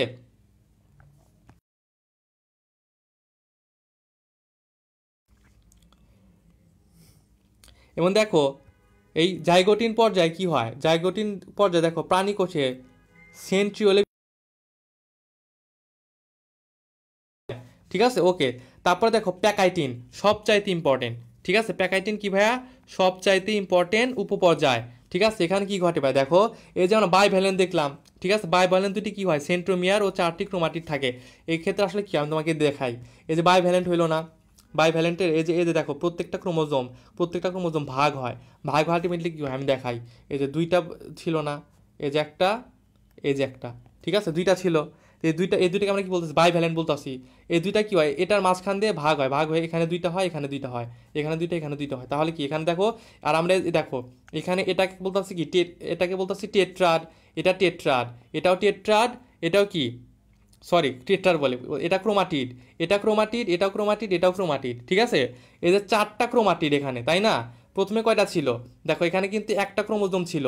ঠিক আছে, এখানে কি বিভক্ত হয়েছে, বিভক্ত হয়েছে, কিন্তু সেন্ট্রোমিয়ারটা কিন্তু বিভক্ত হয় না, জাস্ট কিছু ক্রোমোজোমটা বিভক্ত হয়েছে, ক্রোমোজোমটা বিভক্ত হয়ে কিসে পরিণত হয়েছে ভাইয়া, ক্রোমাটিডে বিভক্ত হয়েছে। তাহলে এখানে আমরা এই যে বাইভ্যালেন্ট, এই দুইটা মিলে তো বাইভ্যালেন্ট, তাই না, এই দুইটাই তো বাইভ্যালেন্ট, এই যে বাইভ্যালেন্ট এই দুইটা। ঠিক আছে, তো এই যে বাইভ্যালেন্ট আমরা কি দেখতেছি, একটা, দুইটা, তিনটা, চারটা, চারটা ক্রোমাটিড দেখতেছি। এবং সেন্ট্রোমিয়ার কয়টা, একটা, দুইটা। প্যাকাইটিনে কি দেখা যায়, যে এই যে দুটি, দেখো দুটি কই গেল, এই যে দুটি সেন্ট্রোমিয়ার এবং কি 4টি ক্রোমাটিড দেখা যায়। এই যে দুটি ক্রোমোমিয়ার এবং 4টি ক্রোমাটিড দেখা যাচ্ছে, এটাকে বলা হয় টেট্রাড। এই অবস্থাকে কি বলা হয় ভাইয়া, এই অবস্থাকে বলা হয় টেট্রাড। ঠিক আছে, ওকে। তারপরে বলছে দেখো যে একই ক্রোমোজোমে দুটি ক্রোমাটিডকে সিস্টার ক্রোমাটিড বলে। ঠিক আছে, তার মানে কি ভাইয়া দেখো, এই যে একটা সেন্ট্রোমিয়ার, এখানে একটা ক্রোমাটিড, এখানে একটা ক্রোমাটিড না, এই দুইটাকে বলা হয় সিস্টার ক্রোমাটিড। কিন্তু এই দুইটা তো বাইভ্যালেন্ট, এটা একটা বাইভ্যালেন্ট, মানে এটা বাইভ্যালেন্টের অংশ, এটাও কি বাইভ্যালেন্টের অংশ, মানে আলটিমেটলি দুইটা মিলে বাইভ্যালেন্ট। এখন এটা আর এটা হলো সিস্টার, কিন্তু এই দুইটা কিন্তু আলাদা, সেজন্য এটার সাথে এটা যদি বলো, এই দুইটা হলো নন সিস্টার। বুঝছো কি না? এটা হলো সিস্টার, কিন্তু এটা আর এটা কি নন সিস্টার, ঠিক আছে? সেটা এখানে বলছে যে একই ক্রোমোজোমের দুটি ক্রোমাটিডকে বলা হয় সিস্টার ক্রোমাটিড। এই যে একই ক্রোমোজোমের দুইটা ক্রোমাটিড, এটা একটা ক্রোমাটিড, এটা একটা ক্রোমাটিড, দুইটাকে কি বলবো? Sister chromatid. কিন্তু ভিন্ন ভিন্ন দুইটা ক্রোমোজোমের ক্রোমাটিডকে কি বলবো আমরা? নন সিস্টার ক্রোমাটিড। সেটাই বলছে এখানে, দেখো যে একই জোড়া দুটি ভিন্ন ক্রোমোজোমের ক্রোমাটিডকে বলে কি ভাইয়া? নন সিস্টার ক্রোমাটিড। এবং এই নন সিস্টার ক্রোমাটিডের ভিতরে কি আলটিমেটলি আমাদের ক্রসিং ওভার ঘটে। এ দেখো, দুটি নন সিস্টার ক্রোমাটিডের ভিতরে কি হয়? এক্স আকৃতির বা ক্রস চিহ্নের মতো জোড়াস্থানকে কি বলা হয়? কায়াজমা বলে, বা ক্রসিং ওভার, যেটাকে বলা হয় কি? Crossing over. ঠিক আছে? আলটিমেটলি কি হয় দেখো, আমি যদি বলি, এই যে এখানে আছে না, এখানে যেটা ছিল দেখো, এই যেখানে এটাই মান ছিল না, এখানে আসলে কি হয় যে এটার সাথে একটা জোড়ের সৃষ্টি হয়। ঠিক আছে? এই যেখানে একটা জোড়ের সৃষ্টি হলো না, এটা আসলে কি? Crossing over. ঠিক আছে? এটা আসলে কি? এটা আসলে ক্রসিং ওভার। ঠিক আছে? ওকে, এখানে এটাই বলছে যে এক্স আকৃতির জোড় সৃষ্টি হয়, সেটাকে কি বলে? সেটাকে বলা হয় ক্রসিং ওভার বা কাজমাটা। ঠিক আছে? তাহলে ক্রসিং ওভার, কাজমাটা, ঠিক আছে, তারপরে কি টেট্রাড বা সিস্টার ক্রোমাটিড, নন সিস্টার ক্রোমাটিড, এই সকল কিছু কোথায় ঘটে? সকল কিছু ভাইয়া প্যাকাইটিন উপপর্যায়ে ঘটে। এগুলো কিন্তু মনে রাখতে হবে। বুঝছো কি না? ওকে, তারপরে দেখো, আসো ডিপ্লোটিন। ঠিক আছে? ডিপ্লোটিন আসো, দেখো এখানে বেশি কিছু লাগবে না, শুধু মনে রাখবে এখানে এক ধরনের লুপের তৈরি হয়। কিসের তৈরি হয় ভাই? লুপের তৈরি হয়। ওকে, এবং দেখো এই টাইমে কাজমা কীভাবে প্রান্তের দিকে সরে যায়? কাজমা প্রান্তের দিকে সরে যায়, কেউ কী বলা হয়? প্রান্তীয়করণ বলা হয়। তাহলে তোমাকে বলবে যে কাজমা প্রান্তের দিকে সরে যায় কোন উপপর্যায়ে? ডিপ্লোটিন উপপর্যায়ে। তা বলতে পারে যে প্রান্তীয়করণ বা টার্মিনালাইজেশন, ঠিক আছে, টার্মিনালাইজেশন ঘটে কোন পর্যায়ে? ডিপ্লোটিন পর্যায়ে। ঠিক আছে? এবং দেখো, যদি এক্ষেত্রে দুই বা ততোধিক বাহু থাকে তাহলে কোণ কত হয়? 90 ডিগ্রি। ঠিক আছে? এবং যদি একটি মাত্র কাজমা থাকে বা একটি মাত্র বাহু থাকে, সেক্ষেত্রে কোণ কত হবে? সেক্ষেত্রে কোণ হবে 180 ডিগ্রি। এটা একটু মনে রাখতে হবে। ওকে, তারপরে দেখো ডায়াকাইনেসিস। ঠিক আছে? ডায়াকাইনেসিস এখানে মনে রাখবা যে এক্ষেত্রে নিউক্লিয়ার এনভেলপের অবলুপ্তি ঘটে। এক্ষেত্রে ক্রোমাটিড দেখা যায় না। ঠিক আছে? নিউক্লিয়াস অদৃশ্য হয়ে যায়। ঠিক আছে? তার মানে নিউক্লিয়াস এবং নিউক্লিয়ার এনভেলপের বিলুপ্তি ঘটে কোথায় বলো তো? ডায়াকাইনেসিস উপপর্যায়ে। ঠিক আছে? এটা একটু মনে রাখতে হবে। ওকে, মোটামুটি দেখো আমাদের যা বোঝার শেষ। এখন দেখো জাস্ট, এখন তোমরা ইজি পারবা। দেখো মেটাফেজ পর্যায়। ঠিক আছে? এখন দেখো মেটাফেজ 1। ঠিক আছে? মেটাফেজ 1 দেখো এখানে আসলে কি, দেখো আমরা প্রোফেজ 1 দেখলাম। ঠিক আছে? প্রোফেজ 1-এর 5টা পর্যায় দেখলাম। এখন মেটাফেজ পর্যায়টা দেখবো। ঠিক আছে? ওকে, দেখো এখানে বলছে যে মাইটোটিক মেটাফেজের মতো এই পর্যায়ে সেন্ট্রোমিয়ার বিভাজনে কি দেখছিলাম যে মাইটোসিস বিভাজনের মেটাফেজ পর্যায়ে কি হয়? সেন্ট্রোমিয়ার বিভাজিত হয়। কিন্তু এই ক্ষেত্রে কিন্তু কি মিওসিসের মেটাফেজে সেন্ট্রোমিয়ার বিভক্ত হয় না। এটা কিন্তু মনে রাখা লাগবে। ঠিক আছে? ওকে, তারপরে দেখো অ্যানাফেজ। ঠিক আছে? অ্যানাফেজে কি হয় দেখো, এক্ষেত্রে দেখো একটি, এই যে বাইভ্যালেন্ট ছিল না, বাইভ্যালেন্টের একটি অবিভক্ত পূর্ণাঙ্গ ক্রোমোজোম পৌঁছে বলে, আচ্ছা আচ্ছা এটা লাগবে না। দেখো এখানে লাগবে এটা যে মাতৃকোষের ক্রোমোজোম সংখ্যার অর্ধেক হয়ে যায়। তার মানে কি এখানে এই যে ক্রোমোজোমের যে অর্ধেক ঘটে, এটা আসলে কোন পর্যায়ে ঘটে? অ্যানাফেজ পর্যায়ে ঘটে বা অ্যানাফেজ 1-এ ঘটে। তার মানে কি হয় এখানে? 2n বা ডিপ্লয়েডের পরিবর্তে হ্যাপ্লয়েড, 2n এর পরিবর্তে n বা ডিপ্লয়েডের পরিবর্তে হ্যাপ্লয়েড হয়ে যায় ক্রোমোজোম সংখ্যা। ঠিক আছে? এটা একটু মনে রাখো। তারপরে টেলোফেজ, দেখো এখানে রিডিং দিবা, তেমন কিছু লাগবে না। ওকে, তারপর দেখো ইন্টারকাইনেসিস। ঠিক আছে? ইন্টারকাইনেসিস এটা হলো কি বিরতি পর্যায়। ঠিক আছে? তো এখানে কি বলছে? মায়োসিস বিভাজনে নিউক্লিয়াসের প্রথম ও দ্বিতীয় বিভক্তির মধ্যবর্তী যে সময়, সেটাকে বলা হয় কি? ইন্টারকাইনেসিস। আমরা কি জানি? আমরা প্রথমে দেখছিলাম যে মায়োসিস কোষ বিভাজনে নিউক্লিয়াস কয়বার বিভাজিত হয় ভাইয়া? 2বার বিভাজিত হয়। এই যে 2বার বিভাজিত হয়, প্রথম এবং দ্বিতীয়বার, এই দুইটা বিভাজনের মাঝখানে যে একটা বিরতি, এটাকে বলা হয় ইন্টারকাইনেসিস। ঠিক আছে? ওকে, এই ইন্টারকাইনেসিসে শক্তি আরএনএ প্রোটিন সংশ্লেষিত ঠিকই হয়, কিন্তু ডিএনএর প্রতিরূপ তৈরি হয় না, মানে ডিএনএ রেপ্লিকেশন ঘটে না। ডিএনএ রেপ্লিকেশন কোথায় ঘটে ভাইয়া? ডিএনএ রেপ্লিকেশন ঘটে ভাইয়া প্রোফেজে। ঠিক আছে? ওকে, তারপরে দেখো নিচে আসো, এখানে একটু রিডিং দিবা। ঠিক আছে? দেখো মায়োসিস 2। ঠিক আছে? মায়োসিস 2 হুবহু মাইটোসিসের মতো, যেটা আমি বলছিলাম, হুবহু মাইটোসিসের মতো। ঠিক আছে? দশাগুলো দেখবা সম্পূর্ণ মাইটোসিসের মতো, জাস্ট রিডিং করবা হুবহু 1। ঠিক আছে? এখানে স্পেশালি কিছুই বলার নাই। ঠিক আছে? এই দেখো, এই যে এই যে মেটাফেজ, মোটা হইলো খাটো হইলো, মাইটোসিসে যা দেখছিলাম তাই। অ্যানাফেজে কি হয়, ভিএলজেআই মেটাসেন্ট্রিক সাব মেটাসেন্ট্রিক অ্যাক্টোসেন্ট্রিক টেলোসেন্ট্রিক হয়ে মেরুন্মুখে চলন করে। টেলোফেজে কি ঘটে, প্রোফেজের বিপরীত কাজগুলো ঘটে। সেম কথা, ঠিক আছে, কোনো পার্থক্য নাই। ওকে, এই যে জল যোজন, ক্রোমোজোমের সম্প্রসারিত, ঠিক আছে, রঞ্জক ধারণ ক্ষমতা বিলুপ্তি, মোট কথা মাইটোসিস কোষ বিভাজনের অনুরূপ, ঠিক আছে, এগুলাই। ওকে, তারপর দেখো সাইটোকাইনেসিস 2, ঠিক আছে, এখানে কিছুই লাগবে না, শুধু এটুকু মনে রাখো যে মায়োসিস বিক্রিয়ায় বিভাজন শেষে একটি মাতৃকোষ হতে 4টি কোষের সৃষ্টি হয়, অর্ধেক হয়, এটা আমরা জানি অলরেডি। আচ্ছা ঠিক আছে, এখন দেখো মায়োসিসের গুরুত্ব, এটা খুবই ইম্পর্টেন্ট। প্যাচ লাগে কোথায়, দেখো জনন কোষ সৃষ্টি, দেখছো আমি কিন্তু বলছিলাম যে মাইটোসিসের সাথে মিওসিসের এই যে এই জায়গায় প্যাচটা লাগে, বলছিলাম কি না যে মায়োসিসে কি দেখছিলাম, মাইটোসিসে কি দেখছিলাম, মাইটোসিসে দেখছিলাম জননাঙ্গ সৃষ্টি, জননাঙ্গ সৃষ্টি, আর মিওসিসে কি দেখছি, জনন কোষ সৃষ্টি। এই জননাঙ্গ এবং জনন কোষ দুইটা কিন্তু প্যাচ লাগা যায়, ঠিক আছে। ওকে, জনন কোষ মানে কি, আলটিমেটলি গ্যামেট সৃষ্টির কথা বলছে, ঠিক আছে। ওকে, তারপরে দেখো ক্রোমোজোমের সংখ্যা ধ্রুব রাখা, এটা মনে রাখতে হবে। ক্রোমোজোমের সংখ্যা ধ্রুব রাখার জন্য কি মায়োসিস অত্যন্ত গুরুত্বপূর্ণ। তারপরে প্রজাতির স্বকীয়তা ঠিক রাখা, এটার জন্য কি মায়োসিস গুরুত্বপূর্ণ। বৈচিত্র্যের বৈশিষ্ট্য, এটাও ঠিক আছে। তারপর অভিব্যক্তি, ঠিক আছে, গ্যামেট সৃষ্টি, যৌনক্রম, মেন্ডেলের সূত্র, ঠিক আছে, এটা মনে রাখতে হবে যে মেন্ডেলের সূত্র ব্যাখ্যা দেওয়া মিয়োসিস বিভাজন ছাড়া সম্ভব না, ঠিক আছে, মায়োসিস ছাড়া মেন্ডেলের সূত্র ব্যাখ্যা করা সম্ভব না, এটা খুব ইম্পর্টেন্ট। ওকে, তারপর দেখো ক্রসিং ওভার, মাত্র যেটা দেখে আসলাম ওইটা এখানে বিস্তারিত আলোচনা করছে যে ক্রসিং ওভার আসলে ক্রসিং ওভার সম্পর্কে সর্বপ্রথম ধারণা দেন থমাস হান্ট মর্গান, ঠিক আছে, বিজ্ঞানী নামটা মনে রাখো। ওকে, এখানে দেখো যে এই যে দুটি নন সিস্টার ক্রোমাটিড, এই যে আচ্ছা আমি চিত্র দেখে একটু বুঝাই। এই যে দেখো আমরা দেখলাম এটা একটা, দেখো এটা আলটিমেটলি কি একটা ক্রোমোজোম, দেখো এই যে এটা আলটিমেটলি একটা ক্রোমোজোম, এটা একটা ক্রোমোজোম, এই দুইটা ক্রোমোজোম মিলে কি হয়েছে, নন সিস্টার বাই ভ্যালেন্ট তৈরি করছে, ঠিক আছে, বাই ভ্যালেন্ট তৈরি করছে। এই একটা ক্রোমোজোম মিলে কি বাই ভ্যালেন্ট তৈরি করছে। এবং এই ক্রোমোজোমটা কি দেখো, যেখানে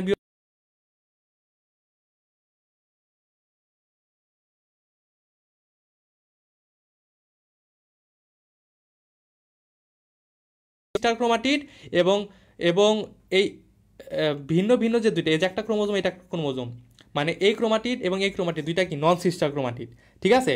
এখন দেখো এটা মানে তুমি বুঝতে পারছো, এটা হলো আপন ভাই, মানে এটা হলো আপন ভাই আপন বোন, আর এটা হলো কি, এটা আপন ভাই আপন বোন, ঠিক আছে। কিন্তু এটা আর এটা হলো চাচাতো ভাই চাচাতো বোন। এখন দেখো আপন ভাই আর আপন বোনের ভিতরে তো কখনো বিয়ে হয় না, তাই না।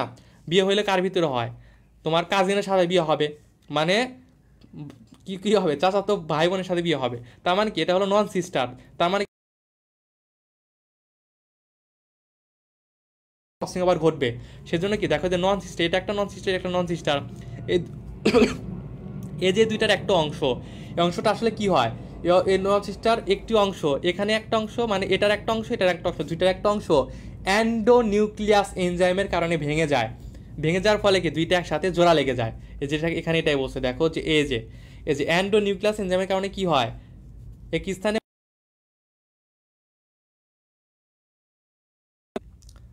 অ্যান্ডোনিউক্লিয়াস এনজাইমের কারণে ভেঙে গেল, ঠিক আছে। জোড়াটা যে লাগলো, জোড়াটা লাগে কোন কোন এনজাইমের প্রভাবে, জোড়াটা লাগে লাইগেজ এনজাইমের প্রভাবে। দেখো এই যে এখানে বলছে যে লাইগেজ যাওয়া, লাইগেজ মানে লেগে যাওয়া, ঠিক আছে। তার মানে লাইগেজের প্রভাবে কি হলো ভাইয়া, জোড়া লাগলো, আর এন্ডোনিউক্লিয়াসের মাধ্যমে কি হলো, ভেঙে গেছিল, ঠিক আছে। দুইটা একটু মনে রেখো কথা। ওকে, তারপরে দেখো এই ক্রসিংটা আসলে এক্স আকৃতির হয়, এটা তো বারবার পড়ে আসতেছে আমরা, এখানে একটু রিডিং দিও, আর কিছু নাই তেমন। আর কি লাগবে, ক্রসিং ওভার গুরুত্ব এবং তাৎপর্য, কিওয়ার্ডগুলো জাস্ট দাগায় দিব, কিওয়ার্ডগুলো শুধু মনে রাখবা, ঠিক আছে। দেখো ক্রসিং ওভার ফলে কি হয়, দুটি নন সিস্টার ক্রোমাটিডের মধ্যে অংশের বিনিময় ঘটে, ঠিক আছে। জীবের বৈশিষ্ট্যগত পরিবর্তন সাধিত হয়, জীবের বৈশিষ্ট্যগত পরিবর্তন সাধিত হয়। তারপরে কি হয়, সৃষ্টিকলে বৈচিত্র্য আসে, সৃষ্টিকলে বৈচিত্র্য আসে। তারপরে কি হয়, নতুন প্রকরণ সৃষ্টি হয়, কি হয় ভাইয়া, নতুন প্রকরণ সৃষ্টি হয়। তারপরে কি হয়, দেখো যে বংশগতিতে পরিবর্তন আনা সম্ভব, তাও কৃত্রিম উপায়ে, ঠিক আছে। তাহলে কৃত্রিম উপায়ে বংশগতিতে পরিবর্তন আনা সম্ভব কার মাধ্যমে, ক্রসিং ওভারের মাধ্যমে, ঠিক আছে। তারপর দেখো ক্রোমোজোম ম্যাপিং, কই গেল, এই যে দেখো ক্রোমোজোম ম্যাপিং এই ক্রসিং ওভারের মাধ্যমে করা যায়। তারপর কি ক্রোমোজোমে জিনের অবস্থান নির্ণয় করা যায় কিসের মাধ্যমে, ক্রসিং ওভার মাধ্যমে। তারপরে জেনেটিক ম্যাপ তৈরি করা যায় ক্রসিং ওভারের মাধ্যমে। এটা কিন্তু মনে রাখা লাগবে, প্রত্যেকটাই খুব খুব খুব ইম্পর্টেন্ট, ঠিক আছে। তারপর দেখো মাইটোসিস এবং মিওসিসের একটা সুন্দর ছক দিছে, ছকগুলা মাস্ট পড়বা, দেখবা সবগুলাই তুমি পারতেছো, সবগুলাই তুমি পড়ে আসছো অলরেডি। কিছু কিছু জিনিস তুমি দেখবা যে একটু নতুন লাগতে পারে, সেগুলো হলো ভাইয়া দেখো সেগুলা, আচ্ছা দেখো তারপর দেখো যেগুলো ইম্পর্টেন্ট এগুলো দাগাই দিই। দেখো বলছে যে মাইটোসিসের, এই যে এখানে বলছে দেখো যে মাইটোসিসের পূর্বের ইন্টারফেস পর্যায়টি দীর্ঘস্থায়ী, আমরা জানি, ঠিক আছে। আর দেখো মিওসিসের পূর্বে ইন্টারফেস পর্যায়টি কি ক্ষণস্থায়ী। আমরা দেখছিলাম যে মাইটোসিসে ইন্টারফেজে কি 90 থেকে 95% সময় লাগে, কিন্তু মিওসিসে কিন্তু কি ইন্টারফেজে খুবই কম সময় লাগে, এটা মনে রাখা লাগবে। এটা তো আমরা কিন্তু আগে পড়ি নাই। তারপরে দেখো যে এখানে বলছে যে এই যে নিউক্লিয়াসের পর্যায় মধ্যক দশা দীর্ঘস্থায়ী, ঠিক আছে। পর্যায় মধ্যক দশা দীর্ঘস্থায়ী নিউক্লিয়াসের, ঠিক আছে। এবং দেখো এখানে নিউক্লিয়াসের পর্যায় মধ্যক দশা স্বল্পস্থায়ী, এটা একটু মনে রাখো। দেখো দেখো আমরা কি জানি যে মেটাফেজ দশায় কি হয়, অ্যামাইটোসিসে মেটাফেজ পর্যায়ে ক্রোমোজোম অনুদৈর্ঘ্য বরাবর বিভক্ত, তার মানে কি ক্রোমাটিড তৈরি হয়, ঠিক আছে। কিন্তু এখানে কি মেটাফেজে সেন্টোমিয়ার বিভক্ত থাকে, অবিভক্ত থাকে, তার মানে কি সেন্টোমিয়ার বিভক্ত হয় না।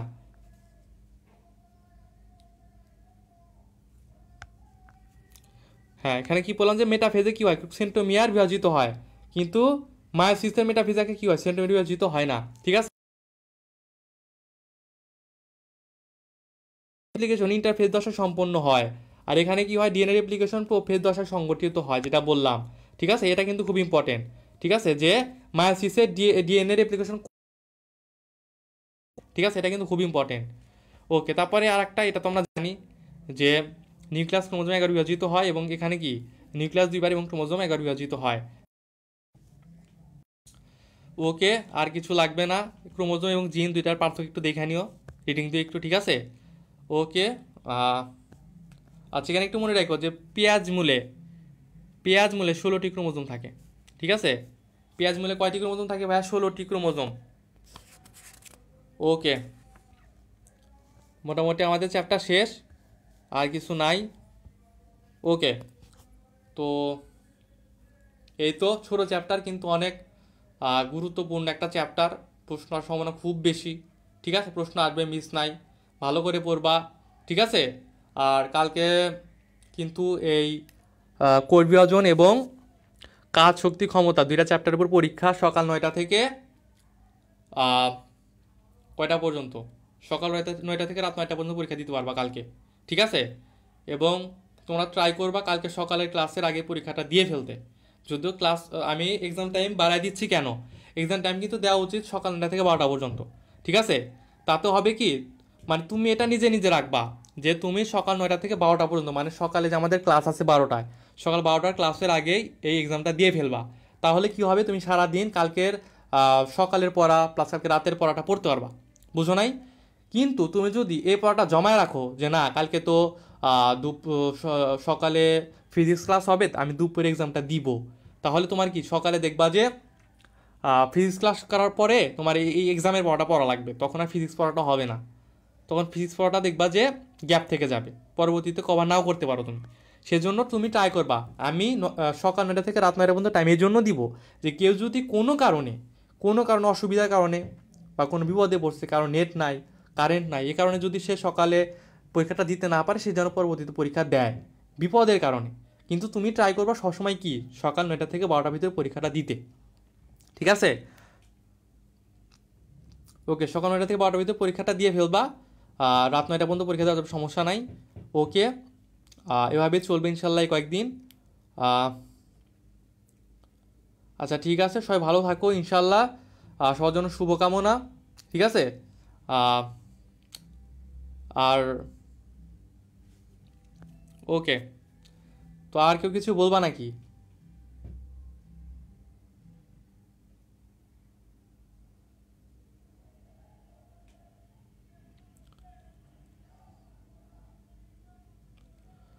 ওকে, তোমাদের একটা কথা জানাই দেই, সেটা হলো যে ভাইয়া আমাদের মোটামুটি এখন অনেকে ভাবতে পারো যে ভাইয়া আমাদের তো আম, মোটামুটি ডিসেম্বরের 7 তারিখে মেবি আমাদের ক্লাস সব শেষ, আমাদের সিলেবাস কমপ্লিট হয়ে যাবে, তারপর আমরা কি করব, ঠিক আছে, তারপর আমরা কি করব, এখন পরীক্ষা তো ফেব্রুয়ারিতে। তো ভাইয়া ক্লাস শেষ, তারপরে তো পড়াশোনা বন্ধ করলে করে দিলে হবে না, তারপরে প্রচুর পরিমাণে পরীক্ষা দিতে হবে, প্র্যাকটিস করতে হবে, ঠিক আছে। তো আমরা এই জন্য ভাবতেছি যে একটা এক্সাম ব্যাচ নিয়ে আসবো, ঠিক আছে, একটা এক্সাম ব্যাচ নিয়ে আসবো, ঠিক আছে, শুধু নামমাত্র কিছু টাকা হয়তো নিতে পারি, ঠিক আছে, কিন্তু একটা এক্সাম ব্যাচ নিয়ে আসবো, অনেক ফ্যাসিলিটি পাবা। মনে করো যে আনলিমিটেড এক্সাম, এবং এক্সামগুলো এইভাবে সাজাবো যে তুমি যাতে সারাদিন পড়ার উপরে থাকো। কিভাবে?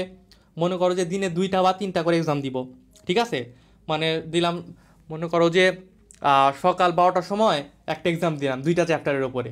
তুমি সকালবেলা সুন্দর করে ঘুম থেকে উঠে 2টা চ্যাপ্টার সুন্দরভাবে পড়লা, শেষ করলা, 12টায় এক্সাম দিলা। দেন আমি আরেকটা এক্সাম দিলাম কখন? আরেকটা এক্সাম দিলাম মনে করো যে বিকেলবেলা বা সন্ধ্যাবেলা। তুমি সুন্দর করে কি দুপুর থেকে সন্ধ্যা পর্যন্ত পড়ে এক্সামটা দিলা। আর একটা এক্সাম দিলাম রাত 10টায়, ঠিক আছে, তুমি কি করলা? সন্ধ্যা থেকে রাত 10টা পর্যন্ত পড়ে এক্সামটা দিলা। তাহলে কি হলো? তুমি কিন্তু আলটিমেটলি কি, আমি যদি অনেক ক্ষেত্রে কি হয় দেখবা যে অনেক এক্সাম ব্যাচে ডিরেক্টলি মনে করো যে 3টা 4টা 5টা চ্যাপ্টার দিয়ে দেয় একবারে পড়ো। ওইভাবে তুমি তুমি তো একই ফ্লোতে পড়তে পারবা না, ঠিক আছে। তার চাইতে আমরা কি করি, সারাদিন যাতে সবাই একসাথে পড়তে পারো, সারাদিনটা যেন তোমার পড়ার উপরে থাকে, এই জন্য আমরা এক্সামটা নিব দিনে 3টা করে। আমাদের এক্সাম ব্যাচ এভাবে ভাবছি, দিনে 2টা বা 3টা করে এক্সাম নিব, যাতে ভেঙে ভেঙে 2টা চ্যাপ্টার করে হলেও তুমি সুন্দরভাবে টাইম নিয়ে রিভাইজ করতে পারো, ঠিক আছে। এইভাবে ইনশাল্লাহ এক্সাম ব্যাচে পরীক্ষা হবে। প্লাস রেগুলার তো মনে করো যে টেলিগ্রাম গ্রুপে র্যাপিড ফায়ার চলবেই, ঠিক আছে। আর 7 তারিখে ক্লাস শেষ হওয়ার পরে তো আমাদের মোটামুটি জিকে ইংলিশ ব্যাচও আসবে, ওটা তো ফ্রি তোমাদের জন্য, ঠিক আছে। আলটিমেটলি যারা এক্সাম ব্যাচে ভর্তি হবে তাদের সবার জন্য আসলে জিকে ইংলিশ ব্যাচটা ফ্রি থাকবে, সমস্যা নাই, ঠিক আছে। ওকে, তো জিকে ইংলিশ ব্যাচ নিয়ে এক্সাম ব্যাচ নিয়ে আরও আলোচনা হবে, সমস্যা নেই, ভালো কিছু পাবা। তারপরে মনে করো এভাবে আনলিমিটেড রেগুলার এক্সাম তো থাকবেই 3টা 4টা করে। তারপরে মনে করো যে সাবজেক্ট ফাইনাল থাকবে। ও আর একটা কথা, আরও অনেক এক্সাম থাকবে, যেমন মনে করো যে অনুশীলনীর এমসিকিউর উপরে একটা এক্সাম থাকবে, জাস্ট অনুশীলনী এমসিকিউগুলোর উপরে। প্লাস মাজেদা ম্যামের বইয়ের উপরে আলাদা এমসিকিউ থাকবে, আলিম স্যারের বইয়ের উপরে থাকবে, সঞ্জিত কুমার ঘোষ স্যারের বই থাকবে, আজিবুর স্যারের বই থাকবে, তপন স্যারের বই থাকবে। মোট কথা প্রত্যেকটা রাইটারের আলাদা আলাদা এক্সাম থাকবে। এখন তুমি বলতে পারো ভাই অন্যান্য রাইটারের বই কোথায় পাবো? বই কোথায় পাবো সেটা টেনশন তো তোমার না, সেটা টেনশন আমার, ঠিক আছে। সবগুলো রাইটারের বইয়ের পিডিএফ আমি নিজে দিব, টেনশন নাই, আমি পড়ায় দিব, আমি নিজে দিব, ঠিক আছে। সকল ফ্যাসিলিটি পাওয়া, সমস্যা নাই, ঠিক আছে, একদম দাগানো বই দিয়ে দিব, সমস্যা নাই, সব কিছু পাওয়া যাবা। তো ওইভাবে পড়বো। মোট কথা যেহেতু টাইম পাইছে ফেব্রুয়ারি পর্যন্ত, ঠিক আছে, অনেক ভালোভাবে পড়তে হবে, টার্গেট রাখতে হবে যে ফেব্রুয়ারি পর্যন্ত যেহেতু টাইম পাইছি, তার মানে আমাদের কোনো গ্যাপ রাখা চলবে না। আমাদের মূল বইয়ের পাশাপাশি এক্সট্রা রাইটার 100% কমপ্লিট করতে হবে, যাতে টার্গেট রাখতে হবে ঢাকা মেডিকেল টার্গেট রাখতে হবে। তাহলে ইনশাল্লাহ ঢাকার ভিতরে কোনো একটা মেডিকেল অথবা কি টপ লেভেলে কোনো একটা মেডিকেল চান্স পাবা ইনশাল্লাহ, ঠিক আছে। ওকে, সবাই ভালো থাকো, সবার জন্য শুভকামনা। আল্লাহ হাফিজ সবাইকে, আসসালামু আলাইকুম।